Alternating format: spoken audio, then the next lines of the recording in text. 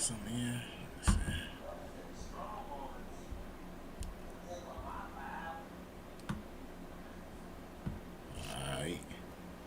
All right, Chad, we finna get into Andrew Tate real quick. Let's dive deep into it. New York Times dropped an expose on Andrew Tate earlier this morning, and these allegations are absolutely horrifying. It's really, really, really bad. Now, come to find out, though, because the one thing we did learn from this expose is his criminal charges have not completely gone away. So we know that the Romania court, that the prosecutors brought a case to get him charged. However, the court invalidated it and told them to amend it and come back. He's still the subject of an investigation, and the Romanian prosecutors are still building a case on him. On top of Andrew Tate still being the subject of an investigation currently ongoing, the women who were the subjects of this New York Times expose against Andrew Tate, they have came forward and told New York Times that they are currently cooperating with Romanian officials and they are ready and willing to testify against Andrew Tate. The expose is like a really, really, really long read, which I don't know if it's bad news for Andrew Tate or good news for Andrew Tate. On one hand, it's probably too long for most people who are just curious fans to get through.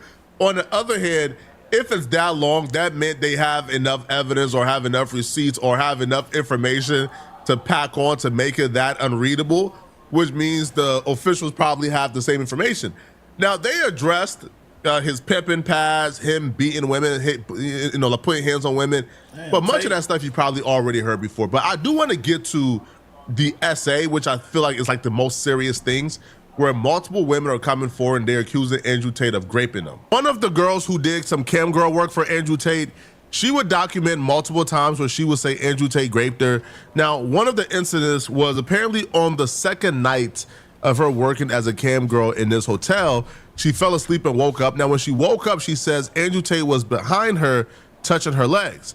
Then she says he pulled down her underwear and grabbed her throat, forcing himself inside of her. And he will say, "You're such a good little girl." She remembered him saying while he choked her until she struggled for breath. Navarro said that she repeatedly told Andrew Tate to stop and try to loosen his grip on her throat, but he continued. That was not the last time he did it. That was the first time, not the last, because that same woman would also claim that one morning she woke up to Andrew Tate and another woman having intercourse next to her. She shushed them, and Walker, the woman, got up and went into the bathroom. And when she was gone, Navarro says that Andrew Tate put her in a chokehold and raped her for a second time. Though she clawed at his arms, he wouldn't release his grip. She says she was scared that he was going to kill her. She told him, she told the person who was reporting this, then the woman emerged from the shower and he rode off of her once the other woman came back.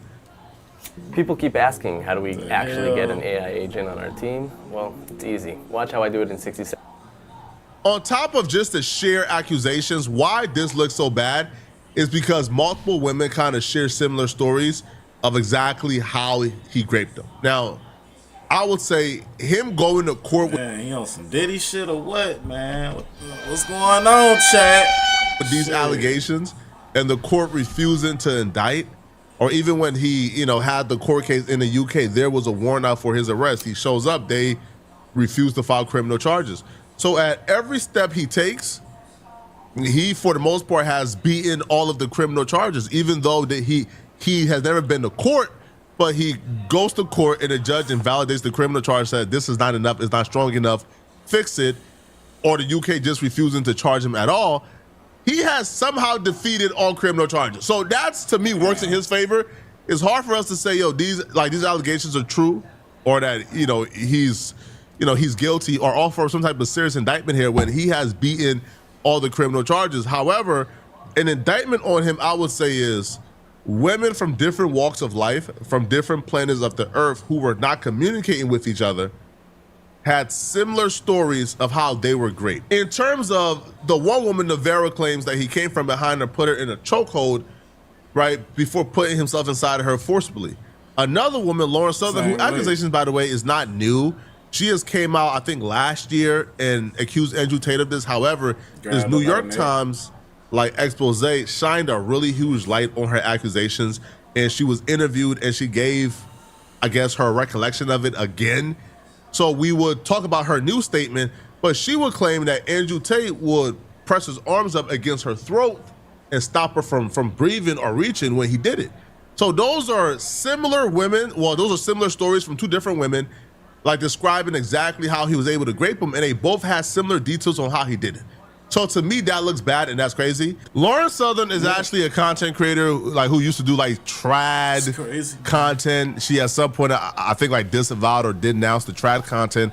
And her content, according to her, was actually the reason why it took so long for her to come out and expose Andrew Tate, because apparently this incident with Andrew Tate took place in 2018, but she didn't come out until like 2025 or 2024. A friend of Andrew Tate invited Lauren Southern to Romania to give her the opportunity to have a business meeting with Andrew Tate and ask him for money to invest in something. Now, Andrew Tate will later brag on like his podcast and other shows of his that she came for a business meeting to invest and he ain't invest $1. So he'll kind of brag about how I ain't invest $1 and I still got the crack.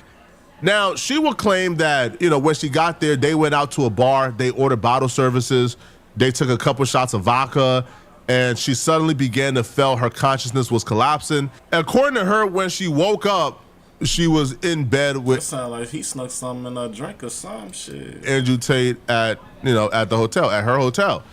Now, according to her, Andrew Tate started kissing her and pulling off her clothes. Now, she told the reporter that she tried to push his hands away, but he wouldn't stop. Then he hooked his arms around her neck, just like the other woman said. He put his arms around her neck and stopped her from breathing or stop her circulation. So when Andrew Tate hooked his arm around her neck and started to squeeze, she remembers thinking, oh, ish, this guy is actually going to grape me. Lauren Southern, who is anti-abortion and was terrified of getting pregnant, she began to plead with Andrew Tate, I know what you're going to do here. Please just wear a condom, please. Lauren Southern remembers fading in and out of consciousness as Andrew Tate raped her unprotected and choked her. Afterwards, he sat on the edge of the bed and says, don't tell the press I raped you. Now, according to her, she said that she can't tell the press even if she wanted to, because her entire brand was shaming women for going out drinking with men, being promiscuous. So if she would have came out and said, yo, he raped me back in 2018 when she was still part of this like traditional trad wife, trad con scene, and admitted to going out drinking with a man that she met that night and got raped by him, well, then her entire brand will be ruined, according to her. Look, do you care about your brand? Well, obviously she do. She care about the brand, did herself, goddamn it. I don't even know why I just gonna say something like this. So, and that's what she told him, right? My whole brand is literally talking about how stupid women get themselves in situations like this. There's nothing I can say without destroying my career, so congratulations. Now, in a car to the airport, Lauren Southern says she discovered burst blood vessels around her eyes and marks on her neck. Back in Toronto, she was examined by a nurse who specialized in SA. On an assessment form, the nurse recorded that Lauren Southern had been raped and strangled by a well-known male at a hotel in Romania and has suffered an intimate injury. So she at least went and got a grape kit and got it documented in 2018, even though she didn't go public. All right? You need an LLC. Shit. It's protecting you. It's keeping your business and personal life separate. So go to Tate. Listen, I've never had to choose between outing the person who raped me and keeping my career. I've never had to choose between the two. I never had to choose between not outing the person. I'm trying to tell you. I'm telling, goddamn, you got me fucked up. I'm telling. I'm fucking telling. He did it. She did it. All type of shit. Who raped me because I had to protect the grift and alarm. I'm not saying, okay, she's lying. I'm not a woman. I don't know what I'll do in that position. What I can say, though, is she did herself a grave injustice, though, because 7 years later, you chose to come out and expose him. By that time, it's already too late, right? Like, what real physical evidence can the police have 7 years later that they can use to arrest Andrew Tate? So because... And that's another thing, though, my bad from stopping it, but they be waiting, like, 7, 8, 10 years later to come out and say, oh yeah, he raped me. Like, come on, man. That shit, like 8 years ago, you supposed to did that shit and then. You know what I'm saying? A police investigation is a non-factor. There would never truly be a fair way to figure out who's lying and who's telling the truth, right? And if, you're Lauren Southern and you self-admittedly so was grifted, a particular part of the internet, right, by claiming to be this traditional con wife, but yet you're outside drinking, partying with men, right, and that was not a lifestyle that you was living, you know, you kind of have to say, you know what, Andrew Tate has multiple grave accusations. You have admitted you are a documented liar. It's kind of 50-50 at this point. A month after the incident, she sent Andrew Tate a text trying to get him to admit or confess to doing that to her via text messages. So she wrote him and says, "It was really crappy what you did that night in Bucharest." She wrote, "I'm not going to tell anyone, obviously, because I was an absolute moron, but I hope you don't do that to anyone else." Tate replied, "What did I do? I expected tons better from you. This message is some liberal Me Too bullish." She responded back, "You literally strangled me when I said I didn't want to have intercourse. You literally told me in the morning, don't tell the press I raped you." Andrew Tate responded back, "You are absolutely embarrassing yourself." Now, I don't think, no. If Andrew Tate was guilty, he don't come across as a stupid criminal. Like, Andrew Tate don't come across as one of those dudes who will see a message like that and get to self-incriminate. He sounds like a very calculated human being. Now, one of Andrew Tate homies, Tommy Robinson, who invited Lauren Southern on behalf of Andrew Tate, he been coming out, like speaking out against like Lauren Southern, saying Andrew Tate is innocent, and they went back and forth last year. So here's Lauren Southern actually breaking down why exactly I guess Andrew Tate and his team has been lying on her and why Andrew Tate is guilty. She went back out to Romania to see him again. I know she went back out to see him. She went back out to see him. She goes back out to see him. She flew back out to see him. You see, the only problem with that little tale, Tommy, is you took the story too far. If you just kept it to kind of things that couldn't really be proven, you might have gotten away with it too. But I happen to have travel documents that directly disprove this claim, 100%. I went once to Romania with you, one entry, one exit, in 2018 when you took me to a business meeting to meet your pimp friend. And here's the thing, Tommy, I don't even think you could give a date when I went back. I don't think you could even give a ballpark, not least of all because you just made it up, but also because you would trip over another lie, another location I was at. Seriously, if you are a follower of Tommy's and you believe his version of events and the things that he's saying about me, ask him. Say, "Tommy, hey, when did Lauren go back to Romania?" Ballpark, not even exact day. Don't need that. Week, month even. He won't be able to give you an answer because he lied. And every single thing he has said in the past few months, I guess it's been years now, about me, has been to cover his own ass and to cover for his sex trafficker friend. Like I said, I may not be able to disprove every single fabrication you've told about me. That's just he said, she said. But I can disprove this one. And I'd like to think when it's something this serious and a lie that big, it'll make intelligent people think twice about all the other things you're saying about me. And you know, the craziest part to me is that even if the rest of the stuff you made up, like that story about seeing me in the hotel, or you know, even going back to Romania, even if that stuff was true, it wouldn't discount anything else that I said. It wouldn't. And I hope people press you on this. I hope they ask you, when did she go back to Romania, Tommy? Even better, what was the first thing she said to you when you saw her in the taxi in the morning? Why won't you answer that? Because this is serious. It's not just about us. There are 40 plus victims, known victims, women and girls, British women and minors, the very people you claim to protect. This isn't just about our egos or our reputations. This is a much bigger case than that. Like, seriously, if you're watching this, forget about me. I'm a mess. I'm a mess. I mean, obviously I've seen all of the crazy stuff about myself on X, on the internet.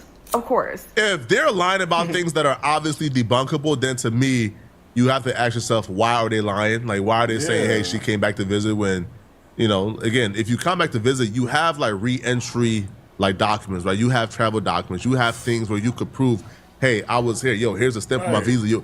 Right? So like you could show, hey, I don't have a re-entry document, right? There's no travel documents that shows that I came back. And if she didn't come back, then why are you lying? Why are you trying to set it up and frame it this way, right? You will only lie about something if you have something to hide. Now, again, as a public figure, well, I wouldn't even consider myself like a public figure, but I'm somebody who I guess is visible online. I understand that all it takes is somebody coming out and saying something about you. So I'm gonna be sensitive in that regard and not fully indict Andrew Tate, until they go back to court with another indictment and have that validated. And if, listen, man, if he has his day in court and he gets found guilty, then we can have the conversation. But as of now, if every time he goes to court, they're saying we don't have enough evidence, how can we call this man guilty yet? Okay, but y'all let me know in the comment section. What do you guys think? How the fuck he got all these women talking about his ass, saying that he raped them and shit? Like, I don't know. He keep beating them cases. Shit. I'll start my business when things settle down. Maybe next week. All right, man. We finna get into some Charleston White real Charleston quick. White is in a world of trouble. He may have just talked himself into something that I don't think he's prepared for. Charleston White is currently beefing with this rapper, Honeycomb Brazy. Now, Honeycomb Brazy did a Vlad TV interview, and this Vlad TV interview has escalated the beef with Honeycomb Brazy and Charleston White to a point of no return, and is actually getting really dangerous really quickly. Because in 2008, your dad gets a life sentence for armed robbery and attempted murder. Yeah. And he caught that case 2008. He ended up getting the time, like, while he was catching that case right there, then when he was like, oh, my cousins, they got the money out the refrigerator, he telling me all these lies. And I'm a baby. I don't my dad to come like, how to call my phone out of everybody? I'm 13 years old. It even goddamn long. Like, you feel me? I ain't make it to high school. You calling my got me crashing out. I done crashed. I ain't go to high school enough for this. And now you get locked up, kill my grandma and granddad. I'm telling you the same. Hey, Pop, go. You need to. My grandma them dead. Go that boy. I ain't trying to go back to lock up. What? You trying to go back to lock? I already locked up. The talking about jail, dumbass. How the prison though they make you think you out of jail when you in jail. How the talking about you don't want to go back to jail? You been gone 19 years. What talking about you still in jail? Oh, he talking about the lockup cell. I said the lockup cell. I said that's another part of the jail. What the you talking about? Still jail. Every day count, bruh. It is what it is. But on me, like, I can't see, like, is that certain I die by it. I go to jail for it. I don't give a f. The police know me. They know, like, hey, Brady's gonna go to jail for that. But that's Honeycomb. We know that. So I expect the word to know me. Like, if I see Charlie, I'm gonna slap his head out type. The word supposed to know that. This is when the word supposed to know, like. Before we get this video started, if you want to learn how I made $142,000 from YouTube this month, do joint videos, joint reactions that get posted. I want to fuck a Honeycomb Brazy. Let's get started. Let's grind. Let's make money together.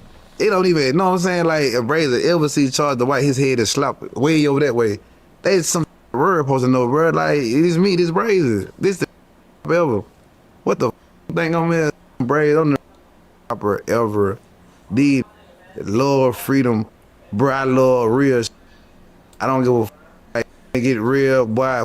Freedom, everything. Long as your ass get dead, boy. I go do life behind when my grandma. That's what they don't know about me.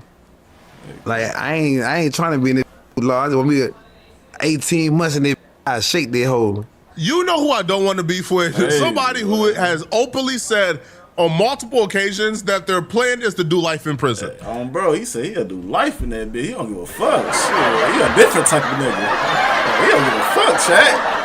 That they only want to get a little rap buzz, make a little money, but ultimately they're gonna do life in prison. And they're gonna be content and satisfied with it.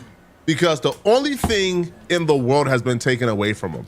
And the people who did it, they're currently behind bars. Honeycomb Brazy even talked about how he told his daddy to handle that. To handle the dudes behind bars for killing his grandparents, but his daddy was too scared to do it. So he's openly saying he's gonna go to prison for life, right? And he's gonna be happy going to prison for life. Right? He like, you already in jail, nigga. You better go and do it. Like, hey, he a different type of nigga for real. Hey. Right, but before he goes to prison, he said he's gonna slap Charleston White. He's gonna touch Charleston White. He's gonna take Charleston White's head off his shoulders. Damn. You know what you don't do when beefing with a person like that? Yeah. You know what you don't do? You probably do not want to talk about the grandparents that he beloved so much that he's willing to do life behind. You probably want to keep those people's names out of your mouth if you plan on staying alive. Because he's willing to go to jail for life. He just wants to go to jail for life for something that's worth it. He wants to get one good one in that they will send him to jail for life. And it looks like that one good one is probably Charleston White from how he's talking. Tom Brady, I bet your grandmama turning over in her grave, trying to get to heaven.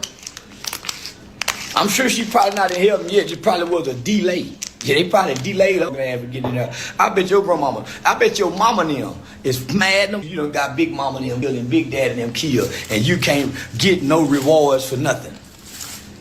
But if I was your cousin, I'd kill you.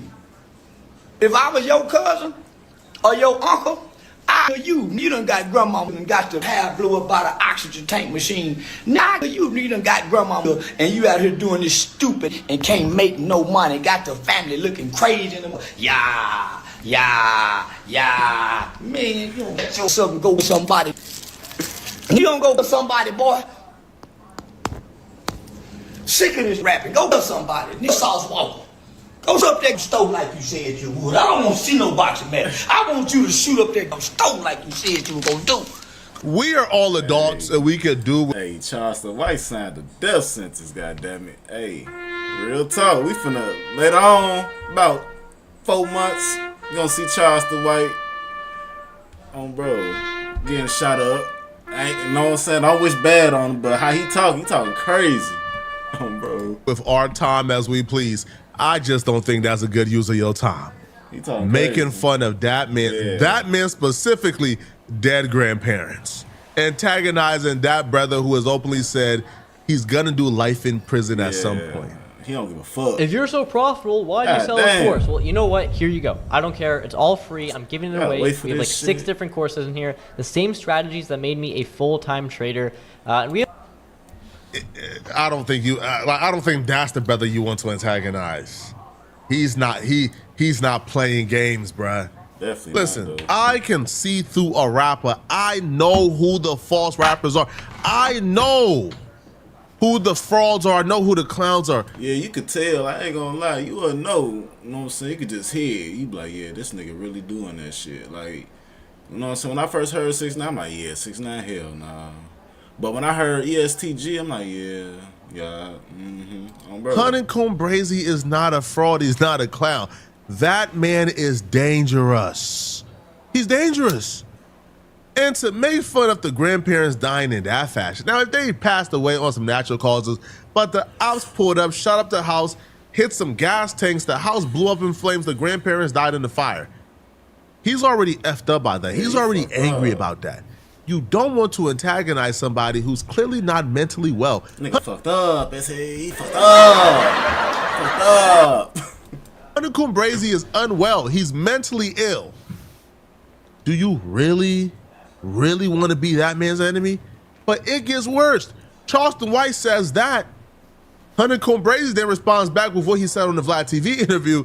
Charleston White responds back, threatening to murder Honeycomb Brazy. Honeycomb Brazy, listen, you ain't done nothing about your grandmama being killed. If I see Charleston White, I'm gonna slap his head out type.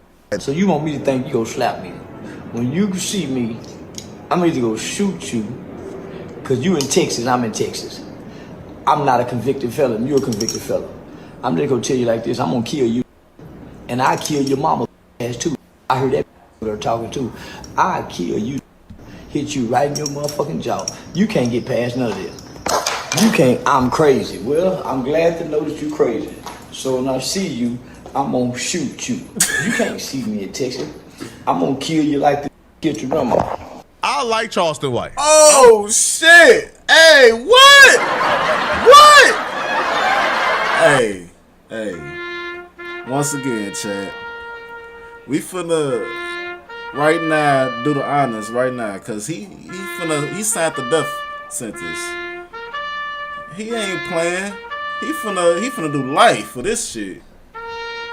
He ain't finna let this shit ride. Real talk. Rooting for Charleston White. I don't know Honeycomb Brazy personally, but what I can tell you is this: even though I like Charleston White, that's not self-defense in Texas. You can't premeditate what you're gonna do to somebody and then do it and claim it's self-defense. Either Charleston White is saying, "Hey, I'm ready to do life in prison," man, and I don't think Charleston White is ready to do that, bro. I think this is just the internet. This is just Charleston White ain't ready to do life behind a beef with a rapper, right? Because if you do kill Honeycomb Brazy, it's not self-defense. You already premeditated it. Right. You already told people online, hey, when I see him, I'm going to do this. So whatever plays out, or rather he pushes you, he slaps you, if you pull out that gun and shoot him, it's premeditated. Simple as that. You was not in fear of your life. You already premeditated. I'm gonna get you. I'm gonna get your mama. Now, I think Charleston White is used to dealing with rappers with something to lose. Young Thug got millions of dollars. Young Thug ain't trying to bump with Charleston White.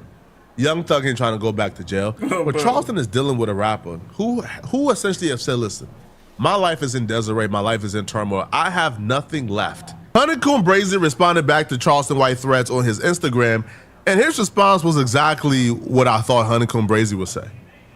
Man, I'm so goddamn scared. Charleston White said he gonna shoot me when he see me, bro. So I got the right to kill him too, right? He said he gonna kill me on camera, right, y'all? So I got the right to blow this head on it, cause I'm scared than a motherfucker right now. Whew. I gotta kill Charleston White. We're about to witness another Troy Ave and Taxstone situation. Oh, shit. Oh, damn. Why, Charleston? This is it, damn, nigga. All the motherfuckers you talked about, you should have just shut the fuck up when it came to him. I ain't gonna lie. Shit, nigga. That's serious. I'm not joking. These two live in Texas. These two roll in the same, like, circle, like, air. Right, they're both around Say Cheese. They both do interviews with Say Cheese. They're both in the same, like Houston area, Dallas, Texas, Fort Worth. Like they're both in similar areas. They're gonna run into each other at some point. Yeah. And if they're both online saying, "When I see you, I'm gonna kill you. When I see you, I'm gonna kill you," yo, pride's gonna take over when they see each other. And I'm being dead serious. Now, Charleston, I'm already knowing Honeycomb Brazy gonna do it. My fault for stopping the damn video, but Honeycomb, he ain't playing about that shit. He dead serious. White responded back to Honeycomb Brazy saying when he see him, he gonna smoke him. And Charleston White isn't backing down either, which to me is like the worst possible thing for both sides involved. Because both these dudes are hella prideful, right? Both these dudes appear to be, you know, semi-mentally ill. But I think Honeycomb Brazy is a little bit more crazy than Charleston White. Well, that nigga Brazy. I'm scared too. Yeah, I'm scared too. I'm scared of a they get online and argue and squabble all day long with some. And when it's time to fight some, my hand hurt. Man, I gotta wait for my hand to heal. My hand hurt. But you gon' slap me. Yo mama, that ugly fat that they kept living at your grandmama's funeral, that's it. If you slap me, you would. So you can play all you want to in Texas with that I'm scared. Remember you, and you might just spaz out. Even the police shoot. I don't think you dangerous, man. I really want to get your in the boxing ring and box your. Think you got that too? We ain't seen you crash out now one time. Them guns you was shooting at your cousin them and your best friend when you were 7 and 9 years old. You were hollering last time you went back to jail like you can handle jail. Remember you crying like you crying, man, this time I gotta go to jail. You were whining. And then that video they released when you was in there, out of all the times I done been in the county jail. Out of all the times I done been in the boys' home. Now I've been in the county jail maybe 2 or 3 times for some tickets. But out of all the movies I done never seen about bad, all the bad I know, they don't argue and talk loud in jail. I heard that fight that you had. You spent 20 minutes barking. Honeycomb Brazy, you want me to believe you and your fat mama with her short, napping hair, boy. Your auntie who don't like you done spent all your money. Cause you didn't have no money. You. Just you. Building a map. On base 44. Describe. You want me to believe Honeycomb Brazy. You want me to believe Honeycomb Brazy that you just gangster and you ready to crash out. Listen, Big Daddy up there mad, them ain't crashed out about him and Big Mama. Out of all the things you should crash out for, boy, wouldn't you go avenge your grandmother's death? That's what I don't think Charleston White understand. taking you out from his perspective will be a part of avenging his grandmama and granddaddy's death. Taking you out, going to jail for a lifetime, then playing ball with the dudes who in jail right now for murdering his grandma and grandpa. He already spoke about this specifically during these interviews. Hey, yo, these dudes are in jail. I'm not in jail. My dad was in jail, though. I told my dad to get up at him. He too scary. He don't want no part, so I got to do it. Yeah, nigga. So he is openly talking about he still wants revenge. He's going to get revenge. He's going to do life in prison behind this. So if that's the case, man, just hey, bruh, I just want to be on record, right? Because I was not doing content at the time that Taxstone and Troy Ave had their issues. But if somebody could have stepped in and said, hey, bruh, this is going too far. Y'all talking about murdering each other now. You're talking, like, come on, bro. Yo, it's never that serious over media. But I think Charles Dwight bringing up that man's grandparents and how they tragically passed away and how it still affects him and eats him up to this day. Yeah. I think this right now has gone past media, has gone past what we feel like is the realm of acceptability. And Charleston White known for doing shit like this too. I ain't gonna lie. He'll talk about kids, all type of shit. He don't give a fuck. I fully think if Charleston White and Honeycomb Brazy is ever in the same room, I fully expect to crash out. I fully expect for something to go down. Let's just pray that there's no casualties, man. Y'all let me know in the comment section, what do you guys think about this? If you're still watching this video and you want to watch it. Shit, I think that nigga fucked up. He should have did that shit. He barking up the wrong tree. You want to support Shit. me? Go to Nene Marie 37 on IG and purchase a signed copy of my. Alright, man, we finna get into some OTF DeDe, you know what I'm saying? Lil Dirt affiliate. Let's dive into it, man. My book. That's how you support me. Make sure you smash that like. Mother Nature could come destroy everything. News, but the story we talking about is OTF DeDe and Brown Eyes. They are asking the government to sever their case, and they have a court date coming up soon, man. This comes after the feds have introduced a third indictment, which supersedes, is called superseding, which means that it basically everything started over, man. Everything's still the same, but it basically started over for them. So now they get to sever out of this case, bring up points that they didn't do and all that, man. So make sure y'all smash that like button so the video get around. If you got Twitter, TikTok, Reddit, Twitch, Facebook, Market, AJ, he hooked it up. You don't know what an AI work management platform is? Yikes. Here's 3 new AI-powered. Because his lawyer had exposed the Fed's hand, saying that they was planning on coming with the charges from 2019, the Atlanta shooting with King Von, Bezu, AAB, Hella Bands, and Lil Dirt. And they also planned it to introduce the Stephon Mack killing, which happened in Chicago, which the 2 killers, Marley and AJ, they pleaded guilty, and now they are co-conspirators 7 and 8. And we got to talk about that because the feds tricked them into the plea. So when DeDe had did that, I said Diddy, no Diddy. When DeDe had did that, you know, it had helped Lil Dirt because now Lil Dirt, he can have a better understanding of what they finna come with and fight. But it also exposed DeDe because DeDe said in his motion that he wasn't there, he wasn't part of the crime, they don't have no evidence, and he think he should be on home confinement until a trial. And the feds like, nah, buddy. You with the killers, you with the mastermind inside a burger joint after the fact. Like, that was crazy, man, to stop at a burger joint, bro. I don't know nobody who get hungry once they shoot somebody or kill somebody. Hey, niggas did the hit like, damn, man, I'm starving, folks. You ready to eat something? Hey, stop at this damn burger shop right here. Stupid ass nigga. Because your adrenaline be rushing. So I ain't know. I thought it was just in the movies, man. But I see that this in real life. So days later, Lil Dirt charges end up coming. They had made the bank's enterprise, and they charged them with racketeering, and they added in a lot of names. Bezu was number 6.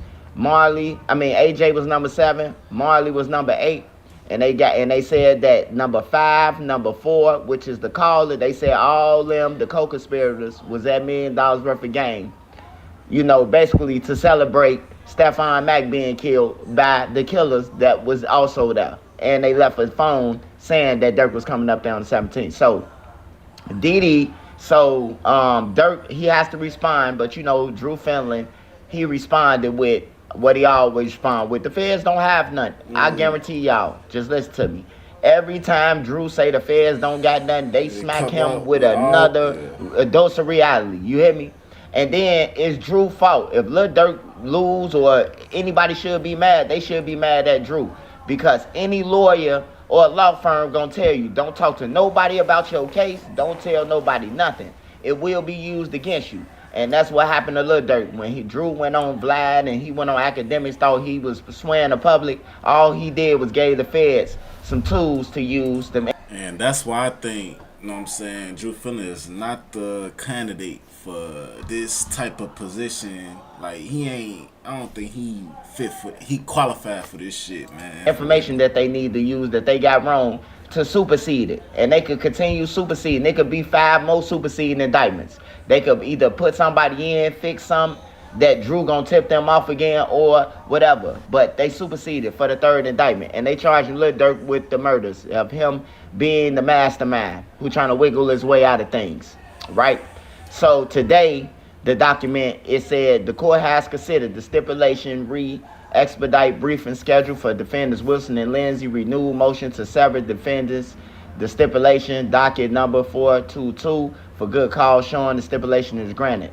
The court's orders the following briefing and hearing schedule. Defendants Wilson and Lindsay, renewed motion to sever defendants. The motion shall be filed on or before June 10th, 2026. The government opposition to the motion shall be filed no later than June 17, 2026. Defendants' reply in support of the motion shall be filed no later than June 24th, 2026. So I'm going to tell y'all what's about to happen, and then you can see for yourself if it happens. So the feds going to say, no, he shouldn't be able to sever because all this is tied in. This is tied into them committing crimes everywhere. You know, the Stephon Mac, they all that millions of dollars worth of game. That's a conspiracy. You hear me? So they going to try to shoot it down. But DeDe them and all right, they could sever their case because especially if they ain't got nothing to do with it. Like Brown Eyes, if he just popped up on the scene, the KFC worker just came along and he helped kill Lil Pop and all that. He ain't got no ties to OTF. Somebody grabbed him off the street and say, "Come on, man," you know. So that'll mean he can sever his case. So that's the latest news on that. But Lil Durk, he's in a lot of trouble. Like he's in a lot of trouble. He in a lot of trouble, man, and it's like, it's crazy, bro, that he even involved with all this stuff. And then to hear that, you know, OTF Vonnie, Bezu, and him was on the first hit of Quando Rondo trying to kill him. And basically, how the feds put it, Bezu was the driver, basically, and Lil Durk was the shooter. You know what I'm talking about? Just for him being there with the shooters. You ain't even got to shoot, man. You part of a crime. Nah. I don't think he was the shooter. Lil Durk, the shooter, he the money man. Why the fuck he the shooter? You know, and Lil Durk was at his highest point. When he was at his highest point, basically. He was coming up to his points when they were shooting. When he was shooting at people or being involved. Man, I don't believe that, man. Like, that's still allegations, right? That still got to be allegations, man. That shit not true. Like, why the fuck he going out? Yeah, I'm finna go kill these motherfuckers. He ain't got to do that shit. His friends, they ain't no friends. THF Bezu, he let somebody get him out of $30,000, you know. And then Lil Durk end up being involved because they see the guy when they were Lil Durk. And instead of Lil Durk being the boss, like, nah, Zoo, they ain't even worth it, bro. They know me. I'm big. He let it happen, man.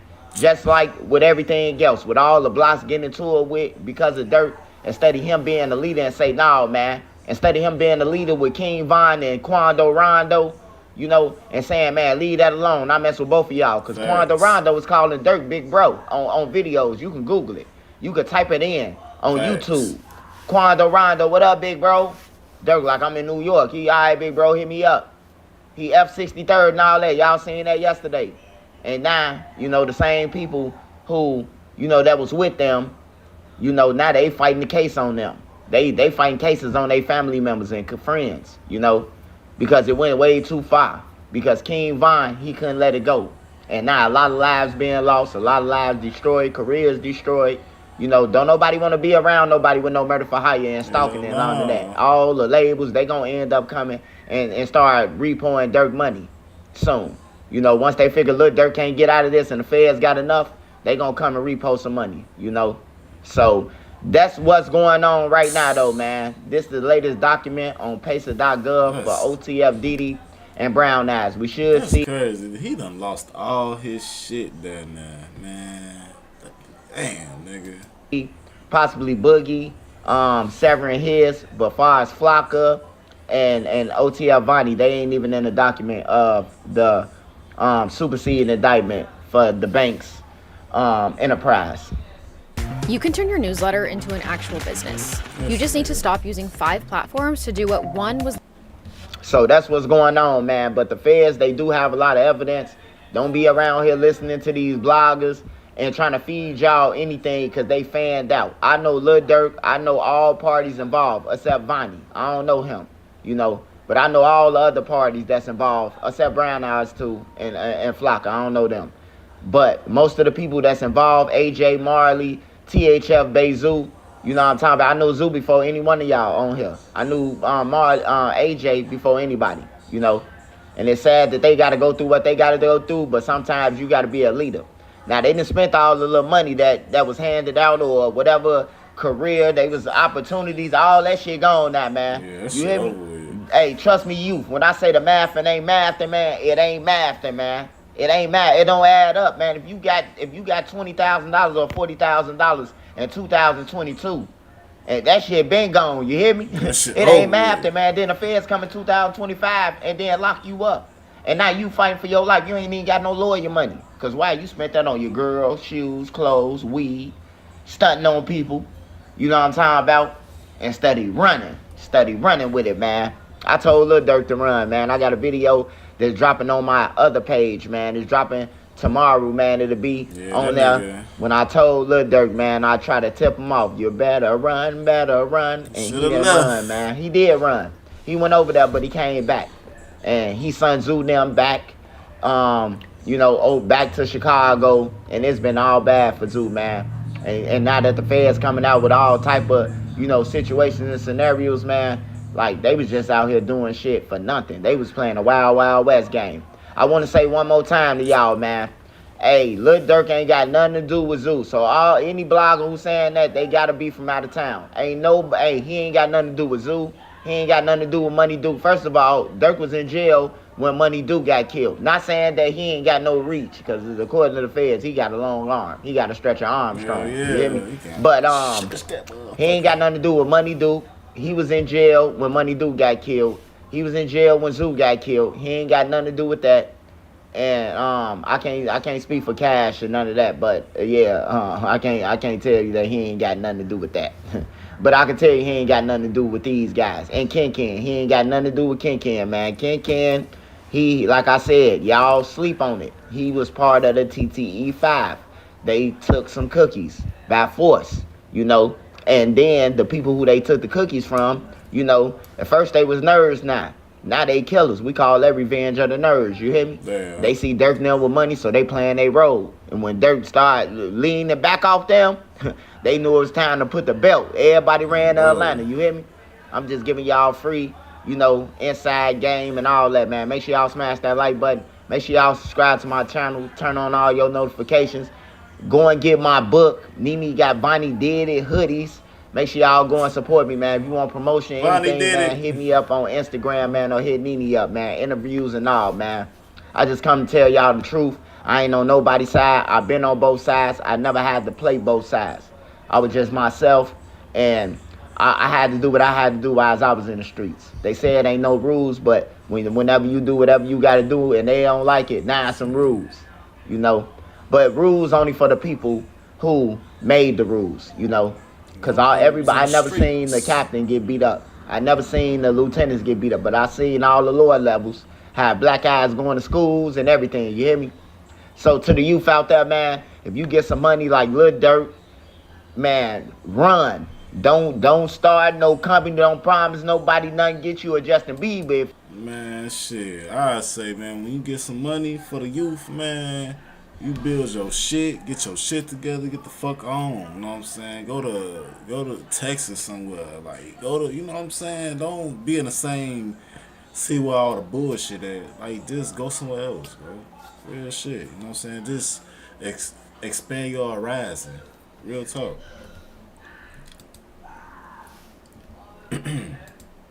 Want to start a business? I can show you how easy it is to form one in just a few steps. First up, starting your LLC. Umar Johnson. Yeah, we definitely finna get into some Umar Johnson real quick. Let's dive deep into it. Johnson has lost his everlasting mind. At this point, I'm starting to think there's this long-running joke that everybody is in on that I'm just not in on. This has to be a Boondock skit at this point. This has to be something out of South Park. Umar Johnson came on social media, all right, on LeBron James' internet to let us know he has a new update on the process of opening up the school. This new update would absolutely make you lose it. Damn, man, how long he had this shit going? My fault for stopping this shit. Damn. Pan-Africanism, peace and Pan-Africanism. Peace and Pan-Africanism, peace and Pan-Africanism. This is your big brother, Dr. Umar Ifatunde Oguntade, with a special shout out to all the donors of the Frederick Douglass and Marcus Garvey RBG International Leadership Academy. I want to let y'all know, brothers and sisters, that we have waxed the floor, brothers and sisters. We have waxed the floor. Your school is ready for decoration. I repeat, your school is ready for decoration. My fault, that nigga wax on, wax off, Mr. Miyagi face ass nigga. Decoration. This man is cold, bruh. Umar is cold, son. Yo, you have lost your freaking mind. So Umar Johnson, big grand announcement is that the school is complete. The only problem with this is Umar Johnson says the school is complete and ready for, I'm expecting ready for opening, ready for to start taking students, ready to start hiring teachers, ready to let the curriculum go public. He says it's ready for decorations. Well, what was stopping the school from being decorated before? And then also, you announced the school is complete, but isn't this the exact same announcement you made in February? 4 months ago? Right. Didn't you say 4 months ago the school is absolutely complete, nothing left to be done but to get the inspection? Thank you to all my donors around the world. I know it has been 7 long years. I know it has been 7 long, hard, tough, grueling years, but we are here, baby. The school is absolutely done. The school is fully done. The school is completely done. And on Tuesday, because government is closed on Monday to celebrate white supremacy presidency. The government is closed on Monday to celebrate white supremacy presidency. But on Tuesday, I'll be contacting the city to request an inspection of the Frederick Douglass and Marcus Garvey Elementary School and Gym. Brothers and sisters, thank you for those of you who stood with me. Not the fakes and the phonies. Not those who act like you supported me but didn't trust me, didn't believe me. You listened to the struggle streamers and the scammers. You believed them. 4 months later, you make a grand announcement. The school is complete. We just need an inspection. And now it's the government that's holding up the inspection. Yeah. Bro, at what point do we say enough is enough, man? This is bad, bro. But watch how Umar Johnson, you would watch Umar Johnson comment section. You would think the internet on YouTube is a different place. In his comment section, these people are eating it up and buying it up, bro. Yo, people thank God Ifatunde have delivered. People really believe this stuff.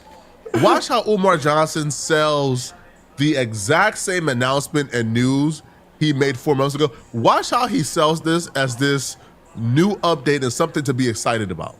I repeat, your school, my school, our school, the first school in American history built by the African diaspora is ready for decoration, brothers and sisters. We have not gotten our final building inspection. We are being held up, but we are going to be patient and respectful, as patient and respectful as we can possibly be under the circumstances, brothers and sisters. Your school is ready to be decorated, but we need a certificate of occupancy. Your school is ready to be decorated, but we need a certificate of occupancy. I want to thank all my donors who've been standing with us. We are complete, brothers and sisters. Look at your school. Look at your school, brothers and sisters. We are complete and we are ready to decorate for our children. We are ready to decorate for our community. Hey, my fault, but why he always repeating the same shit? He always repeating. We are complete and ready for our children. We are complete and ready for our children. Damn, okay, you said the shit like 3 times already. Douglas and Marcus Garvey Academy is ready to operate, brothers and sisters. We are ready to operate, brothers and sisters. Hit your PayPal. PayPal.me/FDMG Academy. Hit your PayPal. PayPal.me/FDMG Academy. Why do you need an LLC? Even if it's your first business, you don't want to link the business with your personal life and property. That nigga Omar Johnson 2 times, goddamn it. That's what he is. Really, after saying we don't have the certificate of occupancy yet, we have not been cleared, right, to that this place is safe for people to be inside of. He says immediately afterwards, oh, we are ready to operate. We are ready. No, you're not. You don't have a certificate for occupancy. Okay, we don't know if there's black mold in that building, bruh.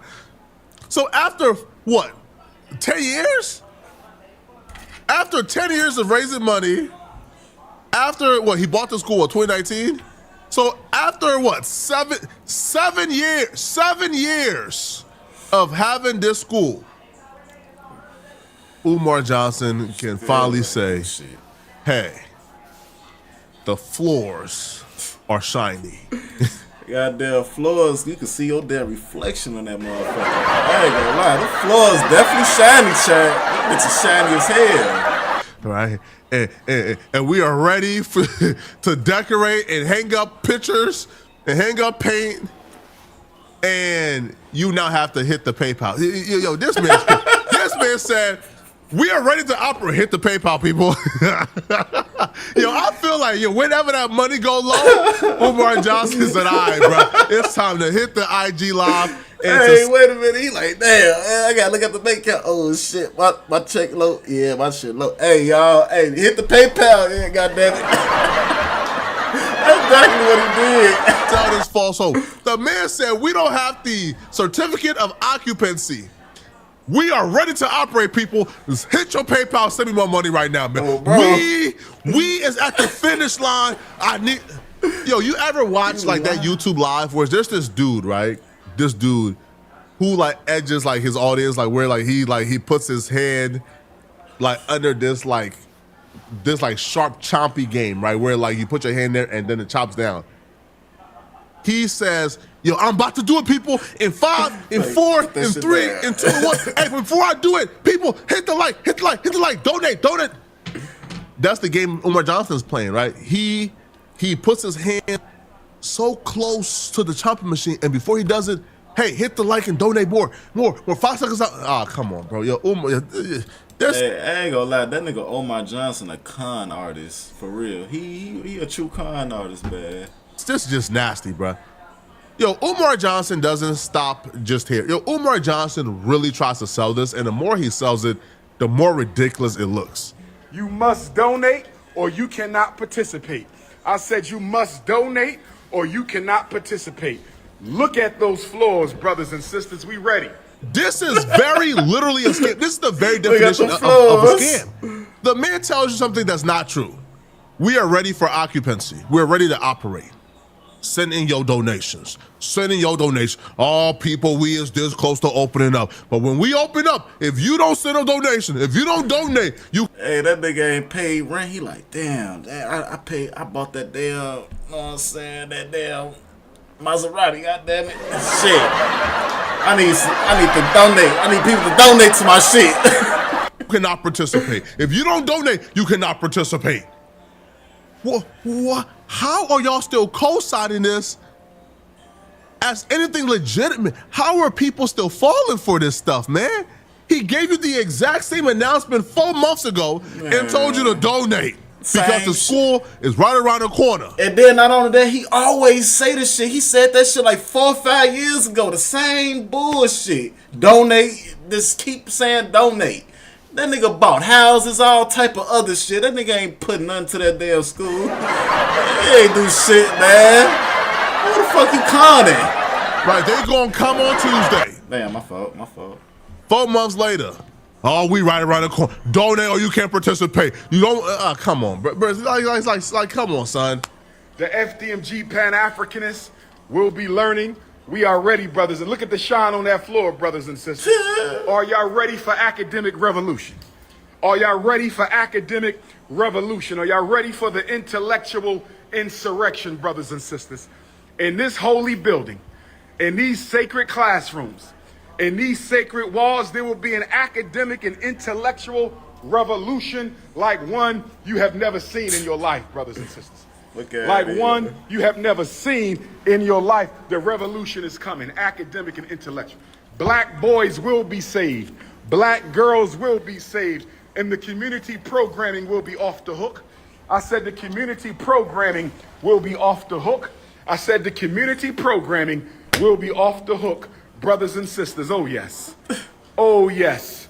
The community programming will be off the hook. Hit your PayPal.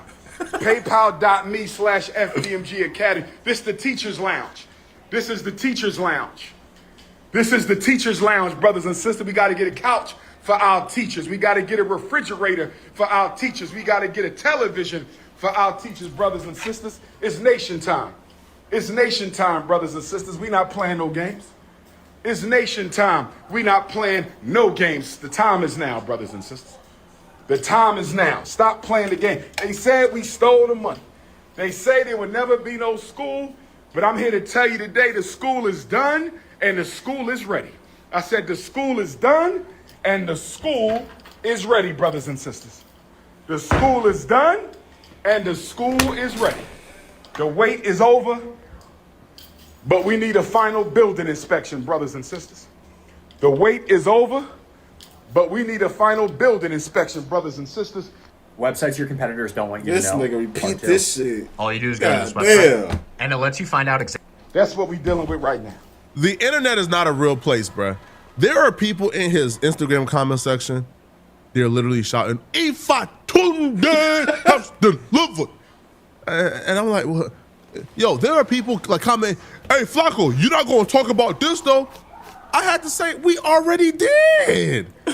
He said this 4 months ago. He said, we are completed, we are done. I'm going on Tuesday to get this building inspected. And you mean to tell me 4 months later, the city of Wilmington, Delaware, that little old town has not come out yet? I mean, man, all right, bro. So, hey, wait a minute. Like, I say 5 months down the line, 5 months later, he gonna say the same exact shit. Watch, chat. I'm gonna put a video out on that shit. Watch. It's the government that's now conspiring against you. Like, not the fact that you have grossly mismanaged this. You probably have mismanaged the money, right? It's the government fault.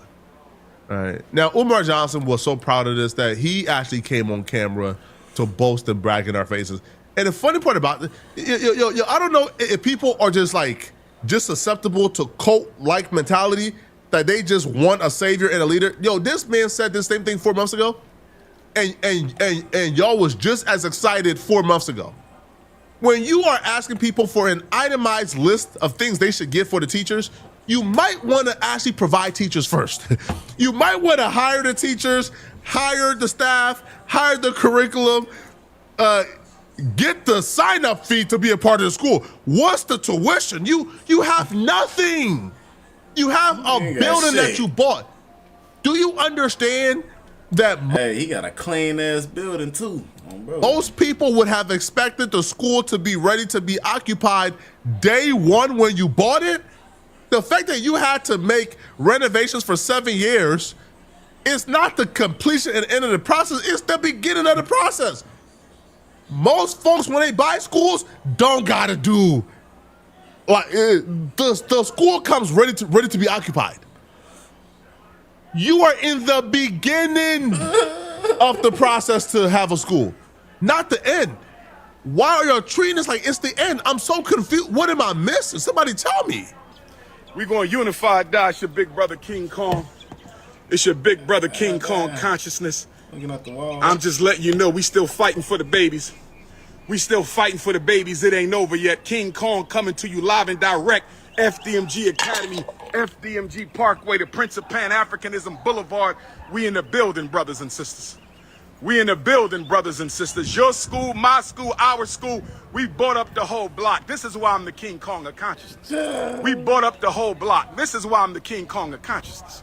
We bought up the whole block. This is why I'm the King Kong of consciousness. Oh, yes. Oh, yes. FDMG grand opening coming soon for those who have donated. FDMG grand opening. They go the Honorable Marcus Garvey, the Honorable Frederick Douglass, the Prophet Nat Turner, and the Emperor John Jacques Dessalines. Where my Haitian Africans at? This is what we do. We build institutions. We build, if they not building on institutions, they just want to be celebrities, brothers and sisters.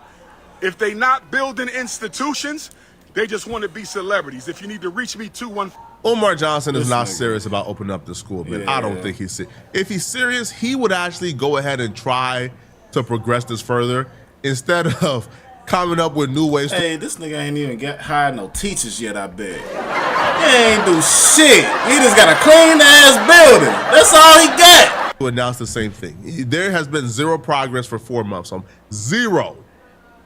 And no, I don't enjoy doing it. Yo, do you feel like I enjoy coming here and telling you guys that Umar Johnson has absolute failed? I don't. Right? Because contrary to popular belief, I look at Umar Johnson, and outside of this scamming thing, if we had to weigh the levels of evil outside of Umar Johnson scamming, Umar Johnson is probably extraordinarily better than our other options. It's simply, our other options are telling us, hey, listen, man, hey, listen, I can't say support the Democrats, because, I don't know what they got for us, Hey, I can't tell y'all I'm not voting for no Republican. Like, our other option is literally telling y'all, right, to vote for MAGA to scare Democrats. Like that's what our other options is. Our other options is calling immigrants racial slurs because they hate immigrants and they're hateful. Those are our other options. So, no, I don't want Umar Johnson to fail. I'm just not going to lie to y'all about it. That order, for sure. If we have an option between other people who are telling black people to vote for MAGA to scare Democrats, as if voting for MAGA is going to do anything for black people, and they're being hateful towards immigrants, and they hate anybody who's born outside this country, and they're calling us racial slurs, and they're abusing us, you think that I want to root against Umar Johnson? No, I don't. No. I want Umar Johnson to actually clean it up. But it's not going to happen, and I'm not going to lie to y'all, no matter what my interests are, okay? But y'all let me know what y'all think about this, man. All right, let me know. All right? Don't let us. What y'all think about this? Do y'all feel like this is progress? I don't. Hey, we should call Omar Johnson 2 times. He's always saying shit 2 or 3 times on bro. Shit. That should be annoying. My guy hooping. Shit, we finna get into some Adam. It has came to my attention.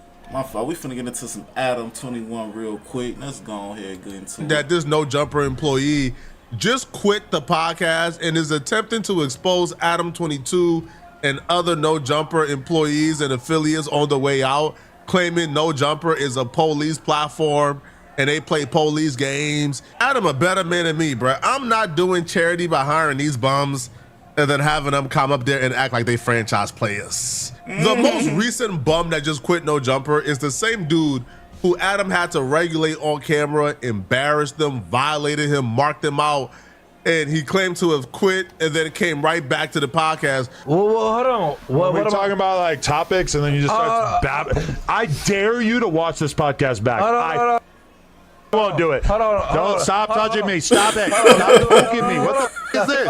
Get your dead hand off of me. Get out of here. No. Let's do it right now. Hey, my fault. Ain't folks blind and shit? Hey, he know where he at.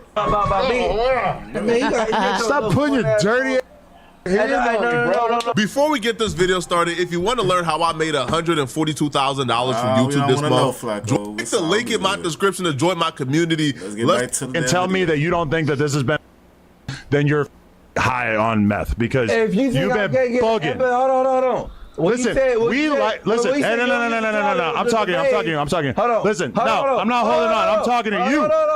I'm talking to you. I'm talking to you. When you say we all munching. No, I'm not trying to hold on. I'm talking. I'm talking. Stop touching me. You don't use a towel to bathe. Munchie. Right or wrong. And then you said, I said, Daniel. That white boy regulated you, man, on camera for everybody to see. Nigga drunk. Kicked your chair, told you shut the F up. Called Bro, you. he drunk as hell. He trying to, you know what I'm saying, like, get his shit together. He can't. This shit over with. This shit fried, Chad. With all type of F's and B's during that podcast.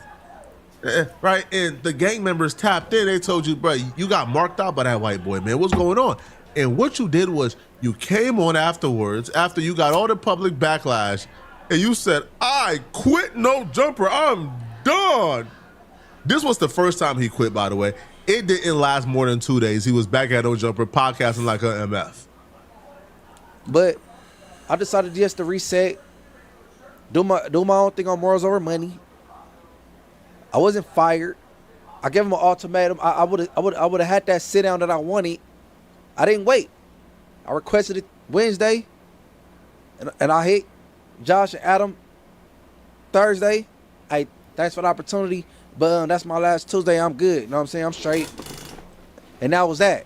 Listen, bro, he was back within 2 days, man. He was back podcasting with Adam within 2 days because he understands the reality. If you leave No Jumper, you'll have to go back to getting interviewed in a stinky bedroom. Not only that, nigga broke. Shit. He broke.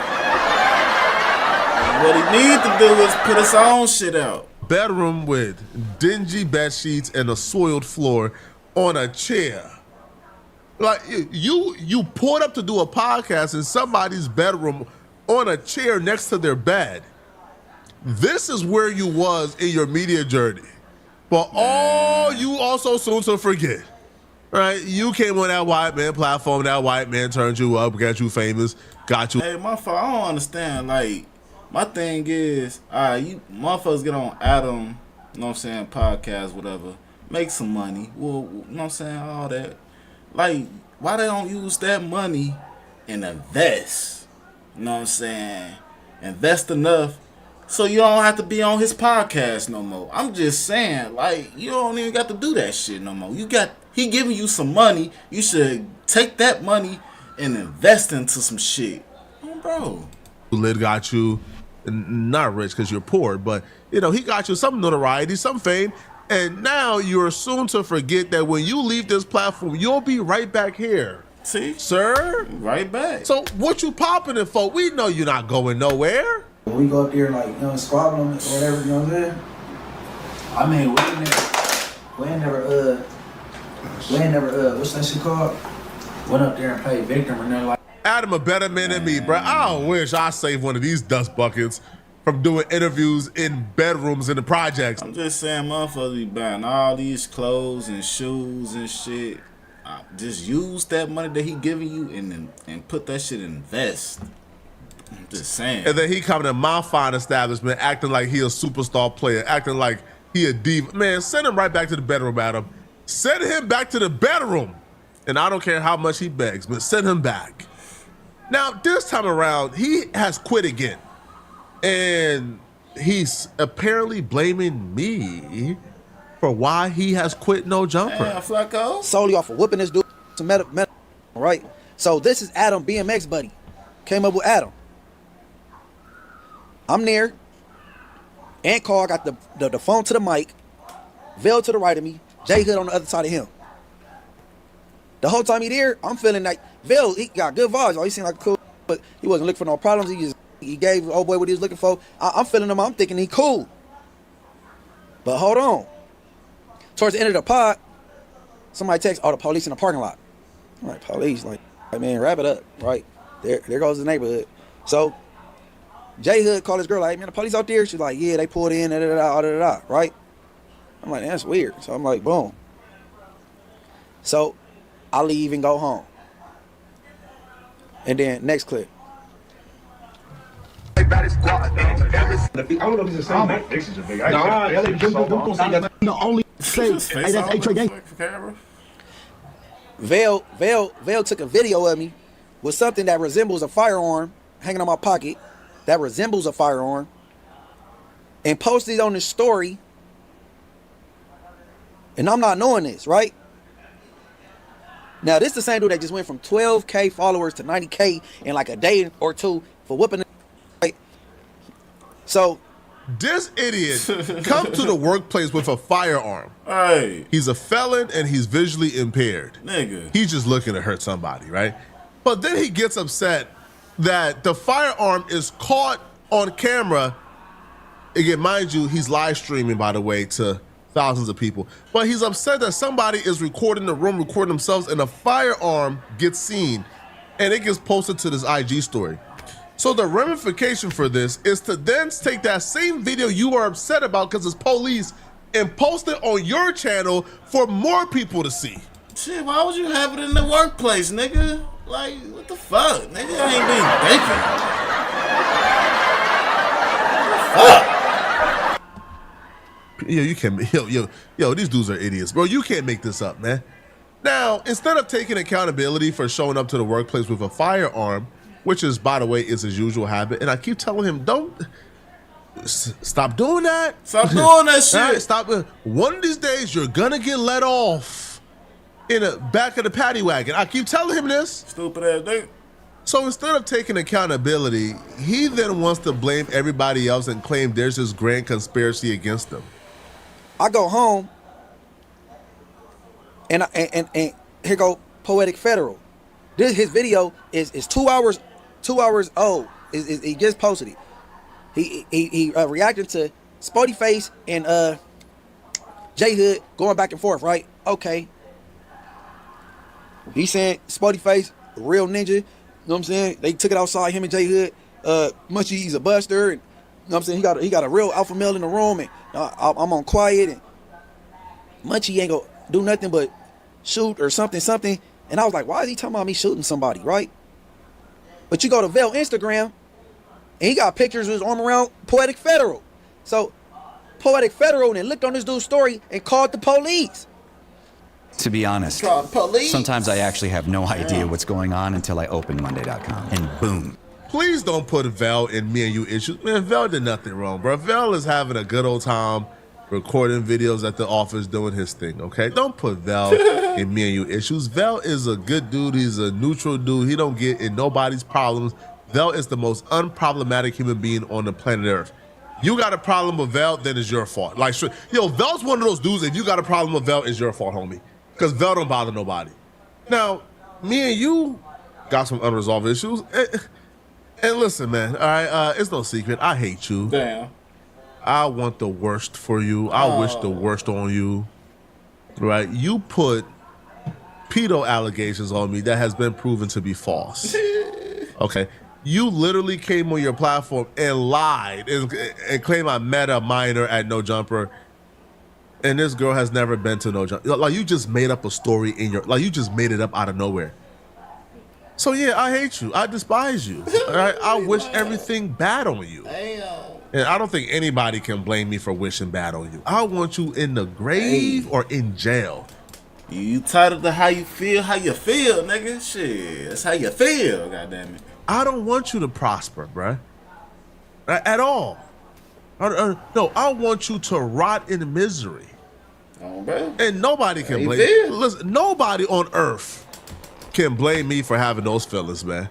After they see you lie and get proven to be a liar. I don't know what type of human being would put pedo allegations on something. Like, it's, right? And like, you was dumb enough, like, you actually thought it would stick. Like, you actually thought people wouldn't, like, do their homework and find out, oh, no, like, he said she was here on this day. This date is wrong because she was not at No Jumper. You lied. Like, what are you talking? Like it didn't stick. Yeah, so please don't come on this internet crying, trying to be a victim. You was not a victim, okay? I despise you, I hate you, and everybody knows why I hate you. Yeah, okay, so this nonsense of trying to play victim, trying to cry on, man, don't cry online now, bro. We playing ball. How you want to play ball? Let's play ball. Now, my play ball, I don't do nothing gangster. I don't commit crimes. I want you in jail. Oh, bro. Or worse. Right? But I want the worst to happen, not for me. Just karma gonna get you. Yeah, but no, yeah, bro, my play ball is I play police games. Right? You either play the police games back or, you know, stay off the court. Right? But all this crying, ain't gonna win you no sympathy, bruh. Like he threatened me to do before. And that's why, bro, he was on that clubhouse in the smut room, not smut free, the smut room. For him, he over there saying, oh, Munchie B had no jumper, he got that fire on him. I'll just wait till it end and call the police. He threatened me with that before. So here this dude, I don't know what the make Vail record me. Why you recording during the podcast anyway? But anyways, and highlight something that resembles a firearm. And next clip. To talk about whack on that Tuesday show. All right. Now, Spody went out and caught the fade. The other dude, he's scary. He gonna try to pull out a gun, but don't he got like 20, like 80 vision, like AS vision on? Like, bro, listen, man, he gonna pull out that gun and cheddar bob himself and sue you, Adam. Don't do it. Cheddar bob. So if I'm Adam, you probably get rid of the scary one, keep Spody, keep J Hood, right? Because at least they gonna go outside and fight each other. The other dude, he talking about he gonna shoot. All right, man. Y'all let me know in the comment section, what do you guys think about? When I said I was gonna shoot somebody, see what I mean? Hey, bro. That's weird. So now when they get brought to my attention that this is on this man's story, at the time it's 19 hours old. I'm like, 19 hours ago, I was sitting down at no jumper, so he posted that in real time. So I hit this group text. I'm like, your boy Vail recording me with resemble a firearm. Well, I think it's more important. Why? It's something that resembles a gun and hang out your pocket. Man, f that on. Hey, look, bro. Hey, bro. I'm good, bro. That there. Hey, my freedom ain't never worth a podcast job, bro. And I don't know what the make somebody record something like that. I can see if it was in plain view and the camera caught it. And that's something that resembles that. But no, they put that on his Instagram story. Crazy. Look, crazy. Nigga. Oh, hey, bro. You hire all these Bloods, Crips, and criminals. Everybody in that room, except for 3 people, been to the penitentiary. Between 4 extras, Crip Mac, Munchie B, Spody Face, Young and Hefe. You know how many years of prison that is? And you talking about, oh, what's more important is you're not having. Out of here, bro. That's here, bro. I'm cool off that bullshit, bro. On Inglewood. If it's a different business model or something, because I don't got it. Shut up, bro. This man says on Inglewood, but he. Hey, it do look like a damn gun. I'm just saying. You shouldn't have been coming to, you know what I'm saying, to a job with the shits, nigga. He knows if he put it on his hood, he got to stand by it. So when he says on Inglewood, well, if it's a different business model, I'll come back. Hey, listen, if it's a different business model, if you... Bro, he'll be back next week, man. This dude ain't quitting. He ain't got nothing else going on, man. Y'all cut it out, bro. Y'all let me know in the comment section. What do you guys think about this, man? If you're still watching this video, let me know, man. Bro, this man calling No Jumper a police platform. Adam playing police games. We play police... Hey, just don't go on that motherfucker. I told you, man. I don't know why motherfuckers just invest. I don't know why. They just want to spend money on clothes and shit. I would trade all of my other software just for that product. Discover. That's the nigga mentality. Co-counsel, tax and audit, fiduciary grade AI for professionals who prioritize accuracy, accountability, and trust. Good days start with homemade breakfast sandwiches. Technically, so can bad days. Today. Alright, we finna get into some chud real quick, man. Let's go ahead. It's the worst day of Cheddar Builder's life since he's been arrested. And the reason why today is so much worse than any other day that he's been arrested is because today there was a glimmer of hope in his eyes. All his racist buddies have told him, yo, he's coming home today. Today's the day you get released from jail. And Dave gave him a lot of false hope. And to watch the judge take away that hope, to watch the judge, that good son, take away that twinkle out of Cheddar Builder's eyes was amazing to watch, but devastating for Cheddar Builder. Before we get this video started, if you want to learn how I made $142,000 from YouTube this month, my social media pages, don't you want to work with me? Like, click the link in my description to join my community. Let's get started. Let's grind. Let's make money together. Oh, you couldn't tell them Chud wasn't coming home. They already knew if you let them tell it that Chud was coming home. His racist PR guy is on Twitter already declaring victory that Chud is coming home. So the racist PR guy, he wrote, update 1 o'clock source hearing for Chud today. Now, they want to call him Dalton all of a sudden. Why call him Dalton, right? To what? To deviate away from his actions that he did as Chud? That's the name he gave himself in the public. Call him Chud. Don't run away from his actions now. He goes, everything is looking good for Chud. The court will certainly try to kangaroo out and stall his justice, but bond should come through and his misdemeanor bond should be dismissed. Lawyers optimistic and ready to see this through. So he says, yo, the prosecutors will try to do everything in their power, right, to stall this, but the judge will see right through this and grant him bond and grant all the means that we have to pay his bond. He will grant this legal, and then also he will dismiss the misdemeanor bond. Sir, Sir, I got some bad news for y'all, man. I got some terrible news for the people who thought Chud was coming home today, okay? So they come to court and they say, Your Honor, okay, this sketchy, illegal gambling company out of Armenia wants to wire us $1 million to pay Chud's bond. They try to do it through a bank, but the bank they were sending it to flagged it and said, we're not taking this. This looks like blood money. So then, they're finding other ways to wire over the funds, and we want to use this funds to pay Chud the Builder's bond. And then another guy comes to court, Alex Rosen, right? He's the racist white guy that all the black content creators love to do predator catcher videos with. This racist white boy loves saying the N-word so much that he put up $100,000 of his own money that he received, by the way, by pretending to be a 16-year-old and sexting grown men. Like, this is how he makes his money. So he puts it up. Now, he was asked to take the stand, to explain why he wants to give Chud the Builder this $100,000. His reason. Motherfuckers find a weird way to make money. That's weird. It's just absolutely filthy, bro. These people got no freaking shame at all whatsoever. So I'm hoping to bond him out. I myself am a free speech absolutist, and I just don't think he should be in jail right now. This has nothing, nada, to do about free speech at all. You want to bail out Chud because you are also a racist. You've been victimizing black people online for a while now. You see yourself in Chud. You realize the reality of Chud is soon to be your reality. You do the exact same thing as Chud, and when you go out saying the N-word to the wrong person, something is going to happen to you.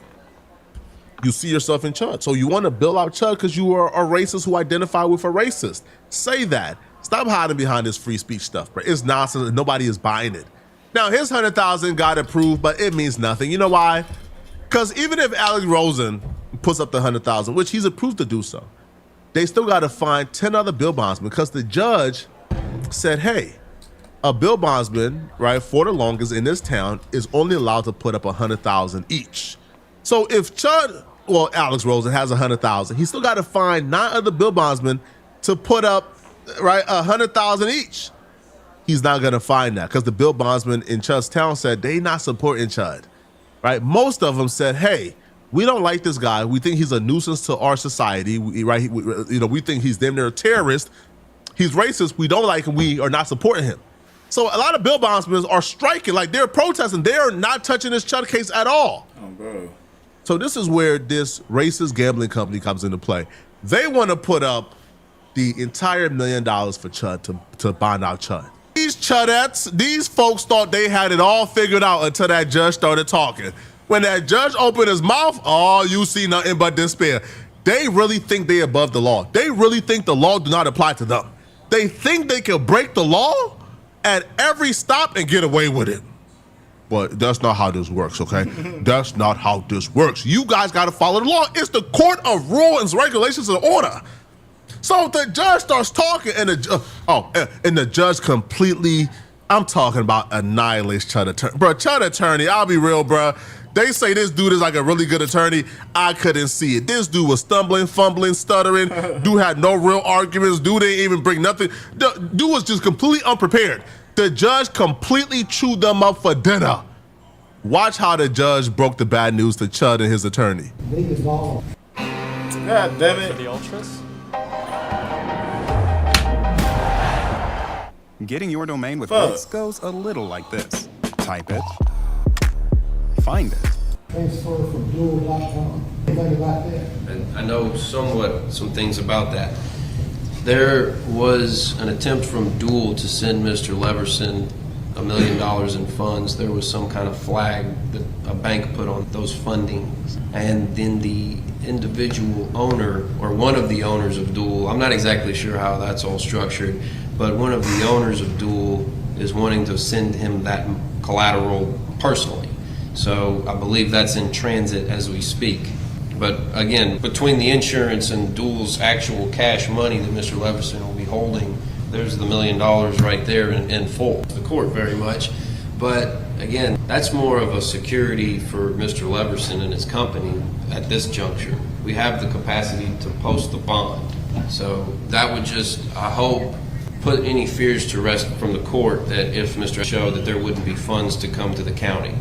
County make a lot of gambling folks. A lot of folks like to gamble. It's actually an illegal activity in Tennessee. But it's not in Armenia, which I think is where. It's illegal technically if using my computer, using your platform, and I'm in Tennessee. They could have saved themselves the hour if they watched my last video. In our last video, I think we discussed this. We said it.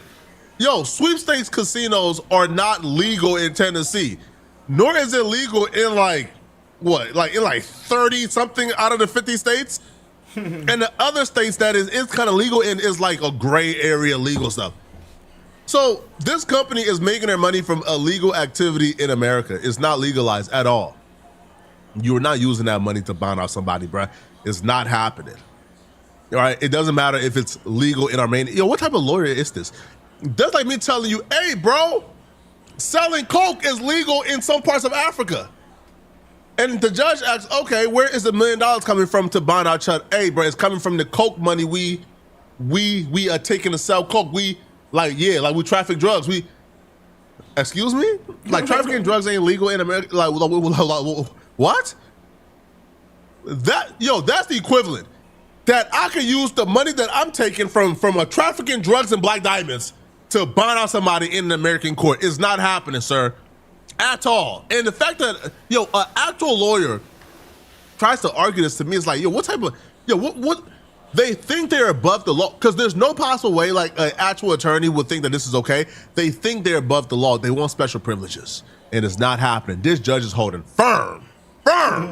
You got to do it the right way. Now, right? Now, listen, I'm advocating. All right, I don't know about you, okay? All right, y'all can do the whole, it's America, freedom, hey, man, we don't play fair when it comes to races, homie.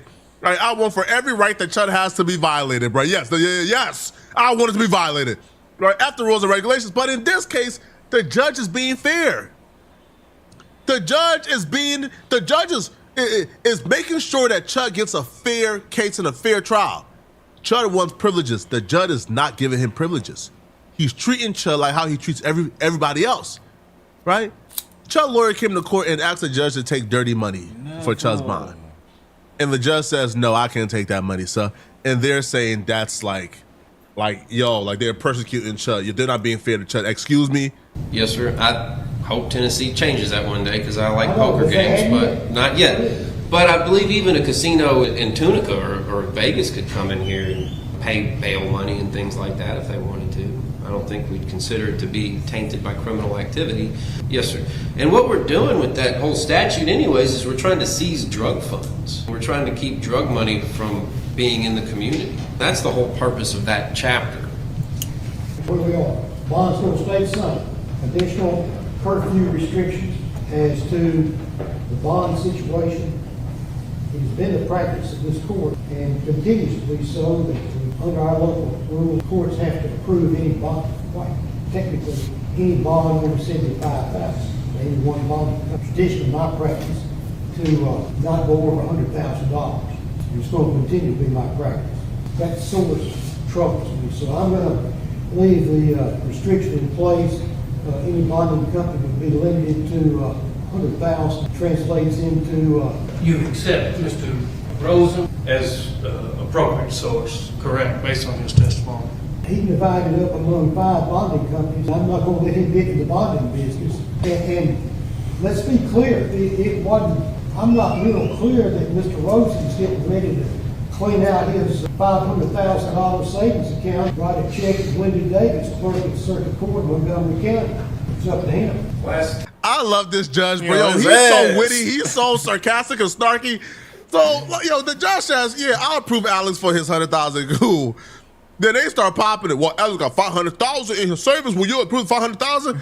Man, judge said, if Alex wants to empty out his entire savings accounts to bill out Chud, cool. Do it, sir. Do it. But I don't think he's gonna do it, and I don't think either. I think I think the $100,000 is a bluff. But that man damn sure ain't putting up $500,000 from his entire savings to bond out Chud. And even that wouldn't be enough if he did. He still needs another $500,000. Now here's the good part, okay? So Chud's lawyer tells the judge, now I guess he was looking for sympathy, right?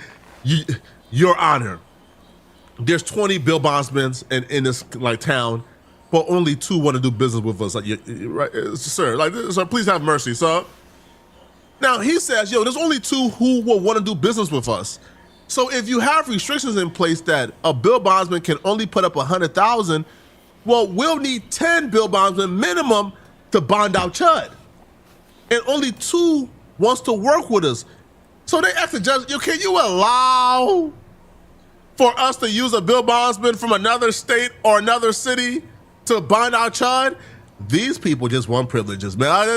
I'm telling you, that's what they want. They want for rules to be bent for them.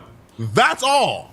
Hey, Your Honor, there might be 20 bonding companies in this county, and it's my understanding that maybe 1 or 2 are willing to do business with us.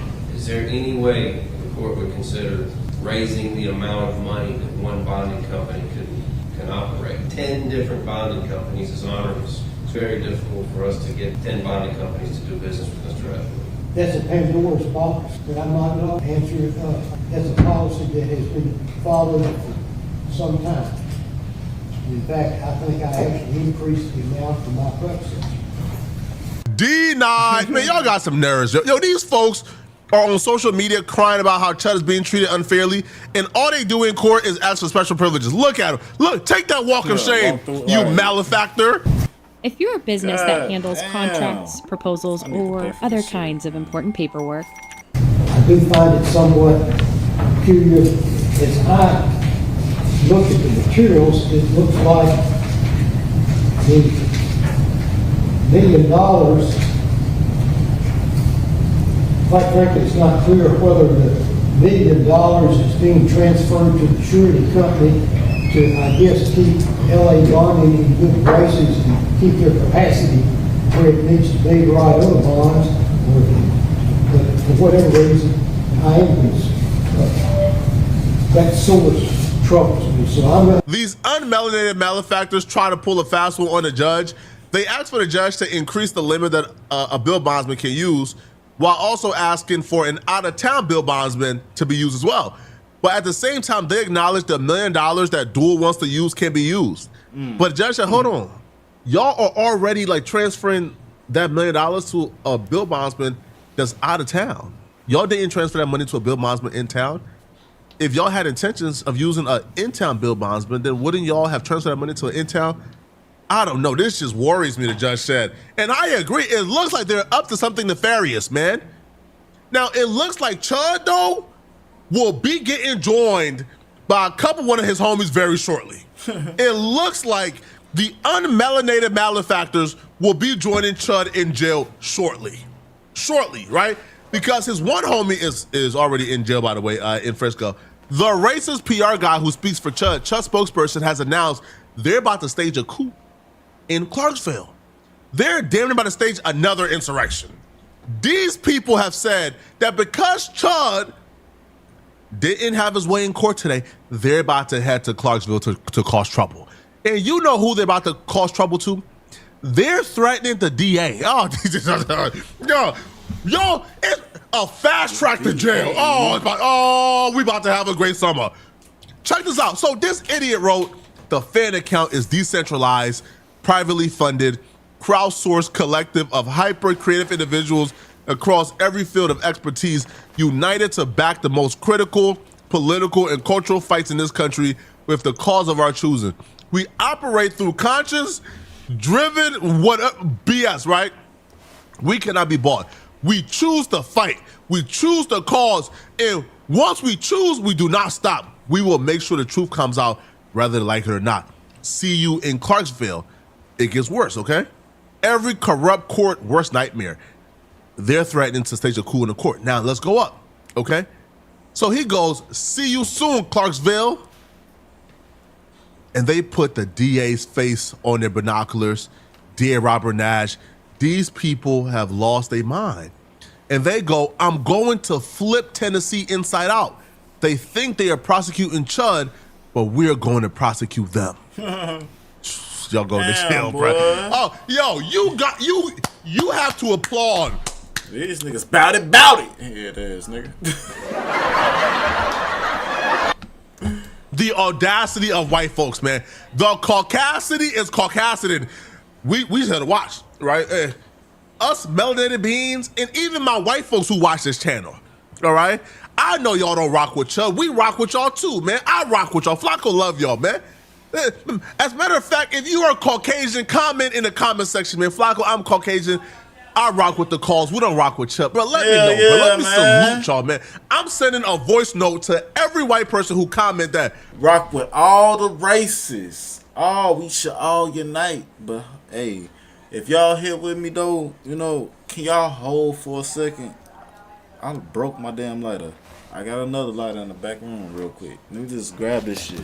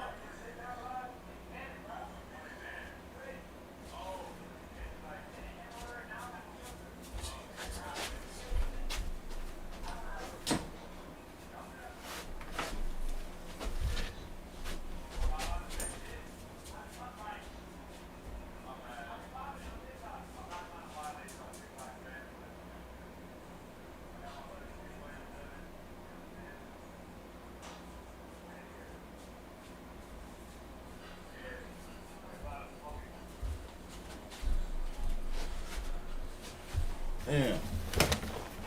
My fault, y'all. God damn, I broke my lighter. But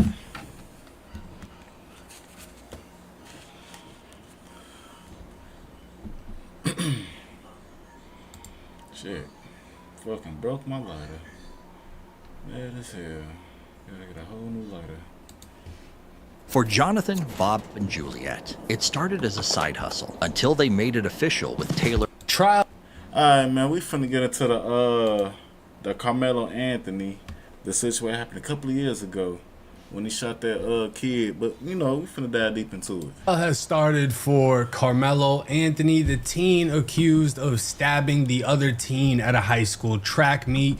Jury selection started today. Apparently, the judge has made strict rules, which include no live streaming in the courtroom, no videos in the courtroom. They have to ask permission to use their laptops in the courtroom, but we're still going to be covering it and breaking it down because apparently the defense for Carmelo Anthony has been laid out.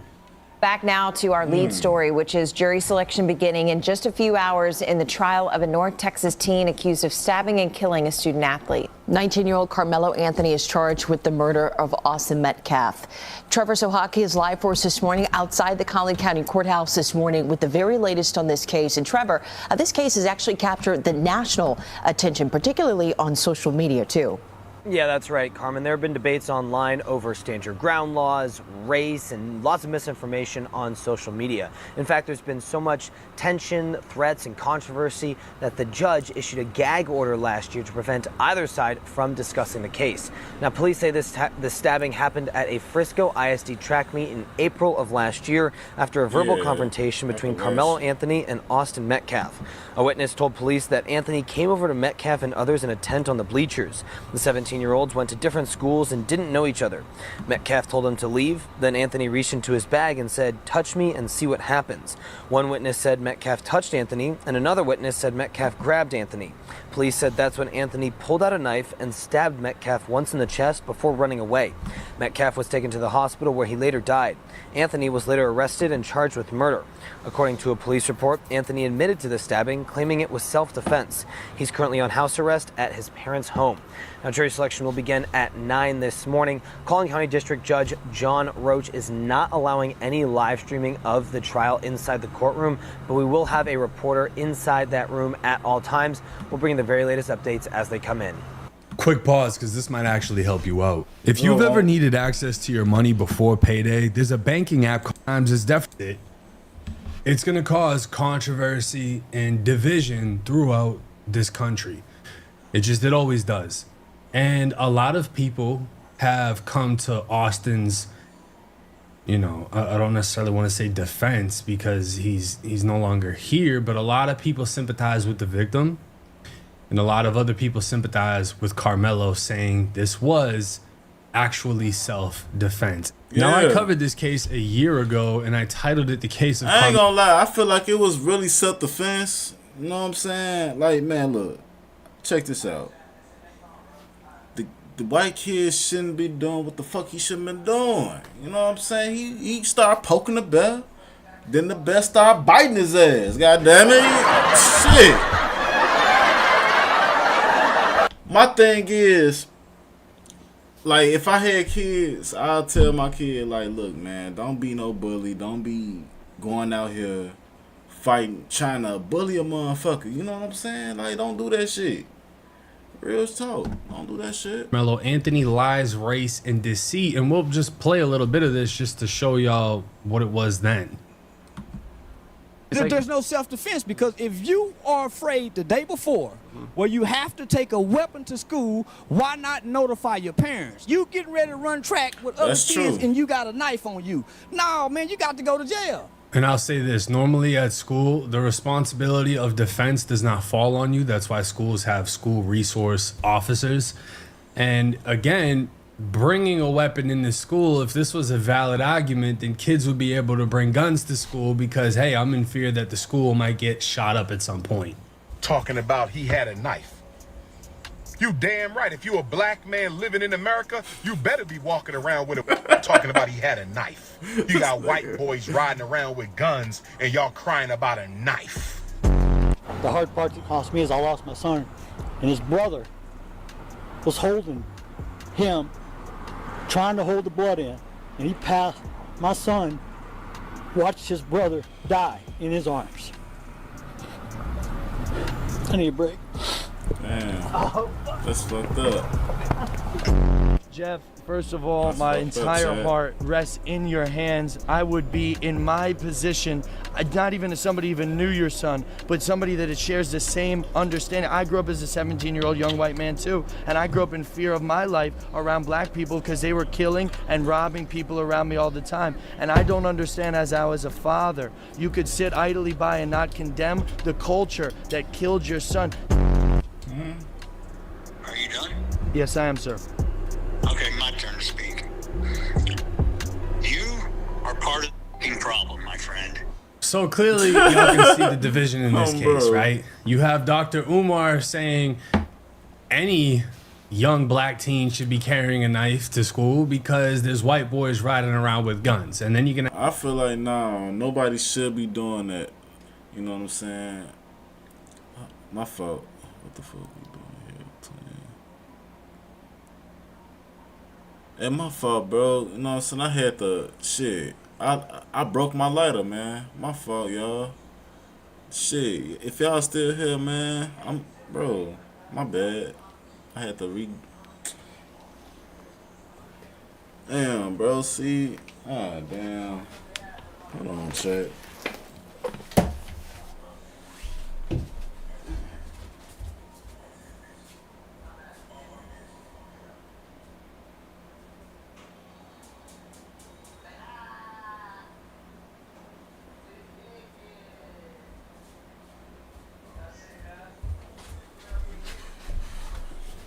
But like I was saying though, like my bad though, I ended up fucking up my lighter and shit. Like this shit crazy. I gotta get a whole new lighter, all type of shit. Nah, man, my fucking lighter. I broke my damn lighter in mid-stream. My fault, y'all. Damn. Have Jake Lang saying black kids are the ones doing the most murders and using the most illegal guns. I mean, they just came out with something, I think it was in Maryland, where they're banning Glocks because Glocks, you know, they take, you know, you get a little switch, you put it on the back of a Glock and it fires automatically. And Glock switches aren't really popular in gun shops and this and that because the vast majority of Americans cannot own a machine gun. Glock switches are popular in drill culture where everyone's talking about shooting switches, and it's like you don't really see a lot of white kids in drill. So the thing is, you have race baiters on each side of this situation. And what it needs to get brought back to is not everyone in their fucking opinion and feeling valid that their opinion is correct. It's the fact that two teens got into a confrontation. One lost his life. Now again, Dr. Umar says white boys are riding around with guns. This is Austin and his brother, and they have clearly hunting right. My bad though, but for stopping this shit, but again, like, if I had a son, like, goddamn it, tell me, like, why the fuck you got a weapon? You know what I'm saying? Why you gotta carry a weapon to school? Let me know something before you do anything extra. You know what I'm saying? I go to the school and prevent all that bullshit. You know what I'm saying? Let me know why you gotta carry a gun or a knife or anything. Bro.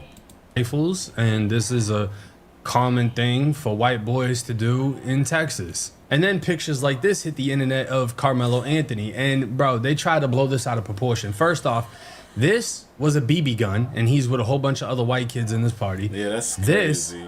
What teenager hasn't taken a picture like this before? You got a lot of grown men that still take pictures throwing up the middle finger. I ain't gonna lie, that picture right there, that shit do look kind of satanic, goddammit. Like, and then right here on the other side, this nigga got an AK-47, nigga. Like, goddamn. But both of them got AK-47s though. Man, this shit crazy, folks. So they try to make this kid seem like he was thug nasty, as if he wasn't at a track meeting because he also ran track. They try to make the other kid seem like he was the best kid in the school, you know, whatever. And that's why everyone just started doing the whole race-based shit. And again, social media was able to portray this however they wanted to based on the bias of the person posting. And obviously things heated up even more when a GoFundMe raised $500,000. And it wasn't just the amount of money, it was what the donators were saying. Keep doing what you do, young man. You are an anti-bullying hero, a scholar, and a gentleman. While Black Excellence would comment, nothing, just donating again. The more these hateful whites show their insecurities and fragilities of losing dominance. Sending love, light, and justice to King Carmelo, speaking full exoneration over your name. And then things heated up even more when Carmelo went in front of a black judge who reduced his $1 million, or a little bit more than $1 million bond, down to just 200 and something thousand, and he went home on house arrest for murder. But nobody would race bait this case more than Minister Dominique Alexander, I think his name is, who, when Austin's father showed up to meet the family of Carmelo, more or less just to say, look, I forgive your son, Dominique basically got him kicked out of the event. He got the victim's father kicked out of the event. Austin's father, Jeff, has been making headlines himself as he attempted to make peace with his son's killer's family and pray together at a press conference held for Carmelo. Instead, he was escorted out by police, with Carmelo's family apparently uninterested in making amends. I used to say, if I hear AI one more time, I'm gonna lose it. But Monday.com is super easy. What we seen at the beginning of this press conference, the father being at this press conference, these are my words, don't quote anybody, is a disrespect to the dignity of his son. That was disrespectful and just shows you all the character. Now, these are Carmelo's parents. They look presentable, they look well dressed, but this fake fucking MLK right here is a whole bunch of bullshit.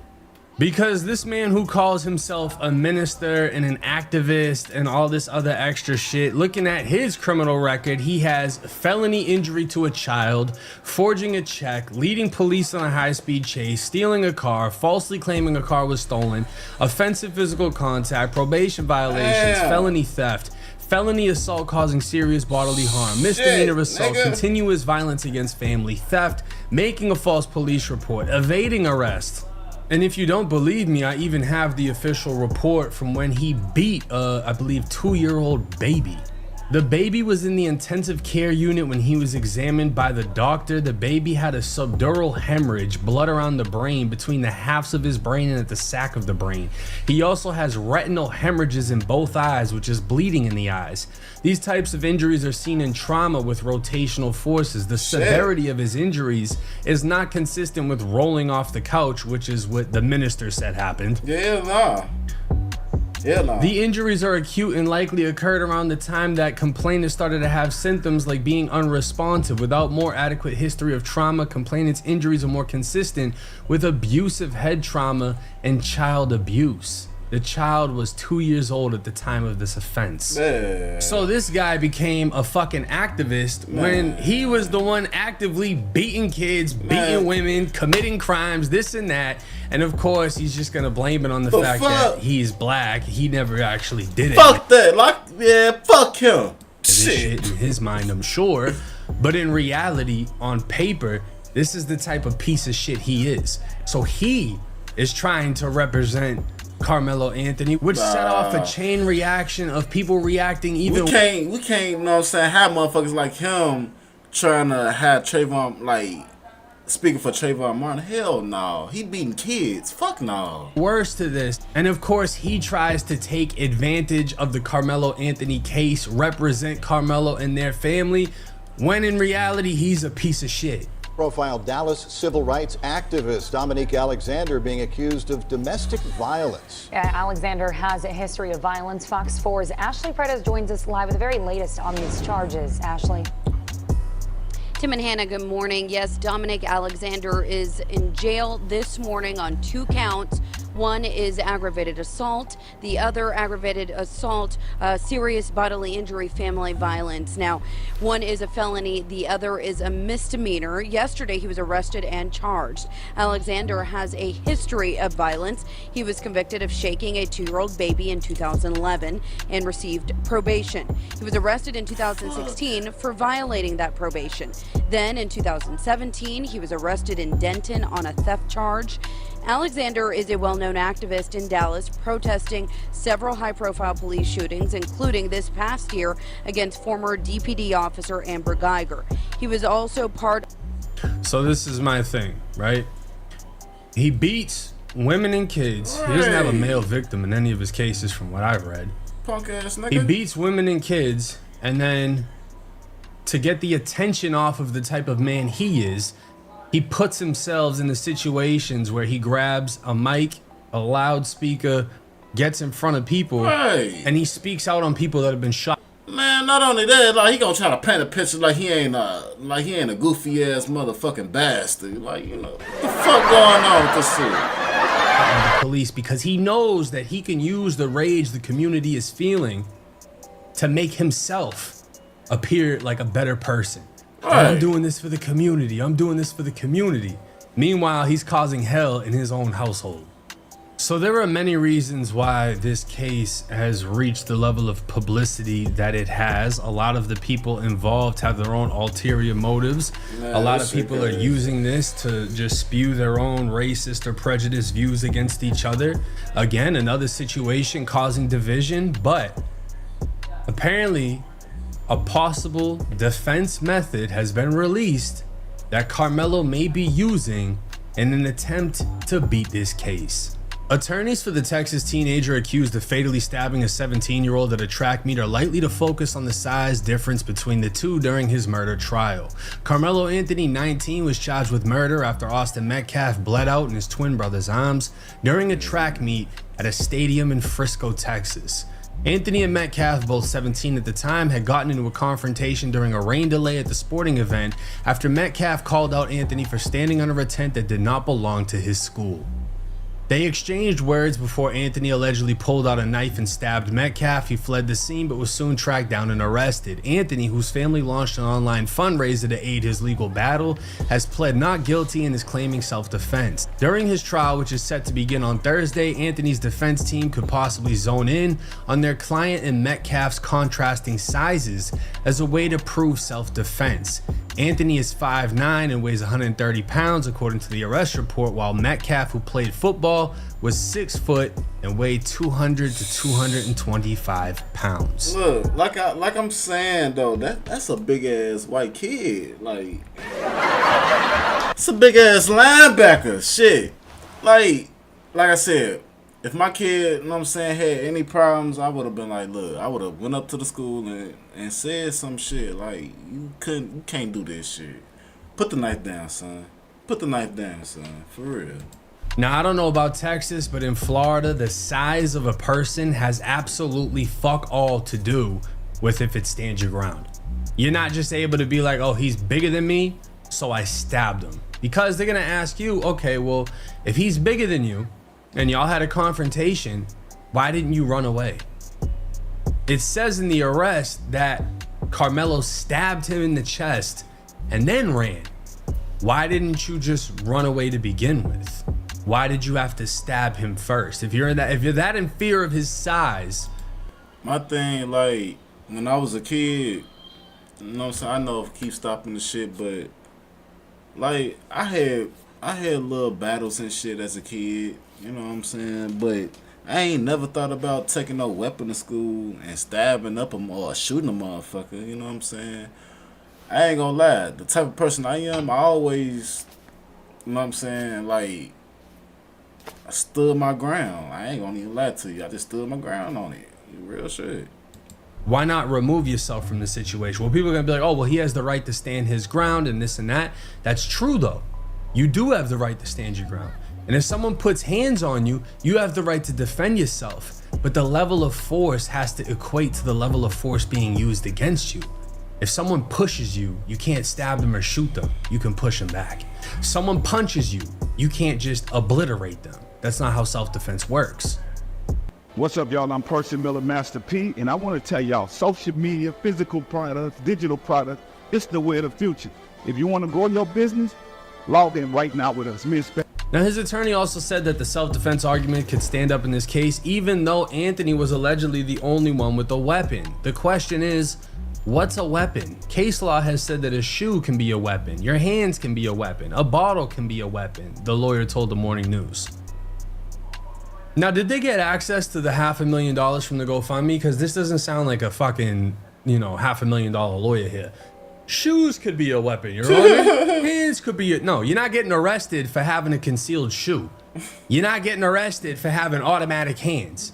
You're getting arrested for having guns, knives, bats, brass knuckles, shit like that, right? Those are weapons. When you use that on somebody, that is a fucking weapon. So for him to be like, oh, is the knife even a weapon? Yeah, dumbass. Not only that, a button. Do your homework on a button, motherfuckers. Real shit. He also noted that self-defense could be a valid argument if the victim who was killed was approaching the other in an aggressive manner or put their hands on him. According to the arrest report, a witness said that Anthony sat under the tent belonging to Metcalf's team. Metcalf told Anthony to move, and Anthony replied, "Touch me and see what happens." Metcalf then touched him as Anthony said, "Punch me and see what happens." If I reasonably believe this guy is about to attack me and I know if I'm being attacked by him he could kill or seriously injure me, then I am justified in using whatever defense mechanism I need to preserve my life. Texas is a stand your ground state, which means a person can legally use deadly force if they believe they are in danger. Not just in danger. You can use deadly force if you believe you're about to die. That's it. Not just you're in danger. Otherwise, kids in high school would be clapping each other left and right every time there's a fucking fight. Like, what? I don't understand. Are they trying to put weight classes on high school fights? Oh, he was an inch bigger than me and 10 pounds bigger, so I shot him because I was scared. You're not even allowed to have a knife on school campus. You can't have weapons there. So trying to justify, oh, well, he had the right to do it, but he shouldn't even have had the fucking knife. Goes back to what Charleston White said. How were you that in fear for your life that you had to bring a knife to school and you couldn't have just contacted or told your parents and they could have contacted the school? How is it justified if you were in that much fear, you premeditatedly brought a knife to school? And not only that, you cannot provoke in self-defense. You can't reach in your bag and be like, touch me, see what happens. That's provoking. You cannot provoke in a self-defense case. I can't grab my gun and be like, do it. And then when you do it, I blow you the fuck down. That's not self-defense. When police tracked down Anthony and took him into custody last year, he told an officer, "I'm not alleged, I did it." He made the statement as the cop told others that Anthony was being arrested for the deadly knife attack. "He put his hands on me, I told him not to." Anthony told the cops as he was handcuffed at the stadium. Metcalf bled out in his twin brother's arms after he was stabbed. More than a year on from his sibling's death, Hunter walked across the stage and accepted his and his brother's high school diplomas during a graduation ceremony on May 21st.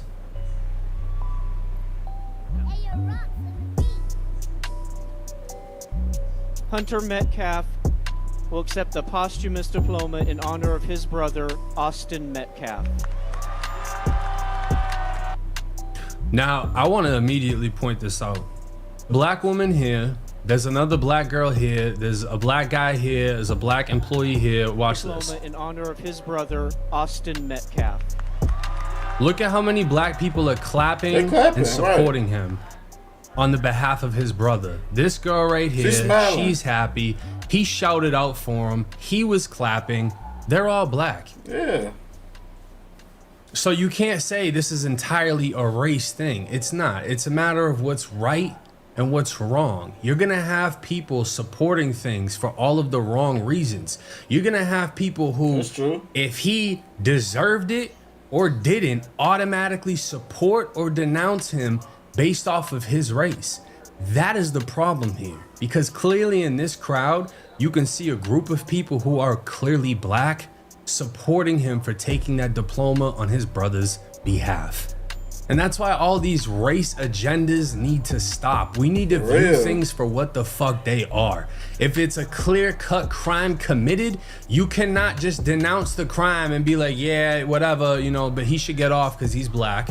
And it should be the other way around too. If a white kid does something, you shouldn't just get off because, yeah, whatever, no. It has to be respected both ways. Otherwise, these fucking examples of division are always gonna keep popping up and it's gonna cause racial tension. But seeing everybody that was clapping for him, that's a beautiful moment. And it just goes to show you that no, everything in this world isn't as black and white as we think it is. You do have people that support each other regardless of race. You do have people that sympathize with each other regardless of race. Now, what do I think is gonna happen in this case? I'm not sure. I know I'm gonna be covering it. Do I think it was self-defense for him to do that? In all honesty, I don't. Because a fight is a fight. And there has to be a clear distinction of what fear is. Because the softest kid in school, he's scared every day. He's scared of everything, you know? So if you just walk up and push that kid, that doesn't give him the right to kill you. Again, self-defense, you have to be under the impression that you're about to die or suffer serious harm. That's the reality of it. And not for nothing, yeah, you can stand your ground. You don't have to run away, but sometimes the best thing to do is move and get the fuck back if you know you're about to get smashed. So it's like, if Carmelo felt like he wasn't gonna be able to beat this dude during a fight, whatever the situation is, does that give him a right to stab him? He wasn't getting beat to death. He never got punched. And he went in his bag and said, touch me and see what happens. For that, I don't think that's self-defense. Yeah, it's but we're just not. gonna have to wait. That's I mean, shit, man. Like I said, I wouldn't have did that. I would have stood my ground. I would have fought that shit. You know, that's just how it is. Everybody different. Everybody carry their own shit differently. Bro. But shit, that's all I got for today, man. Hope y'all like and subscribe for sure.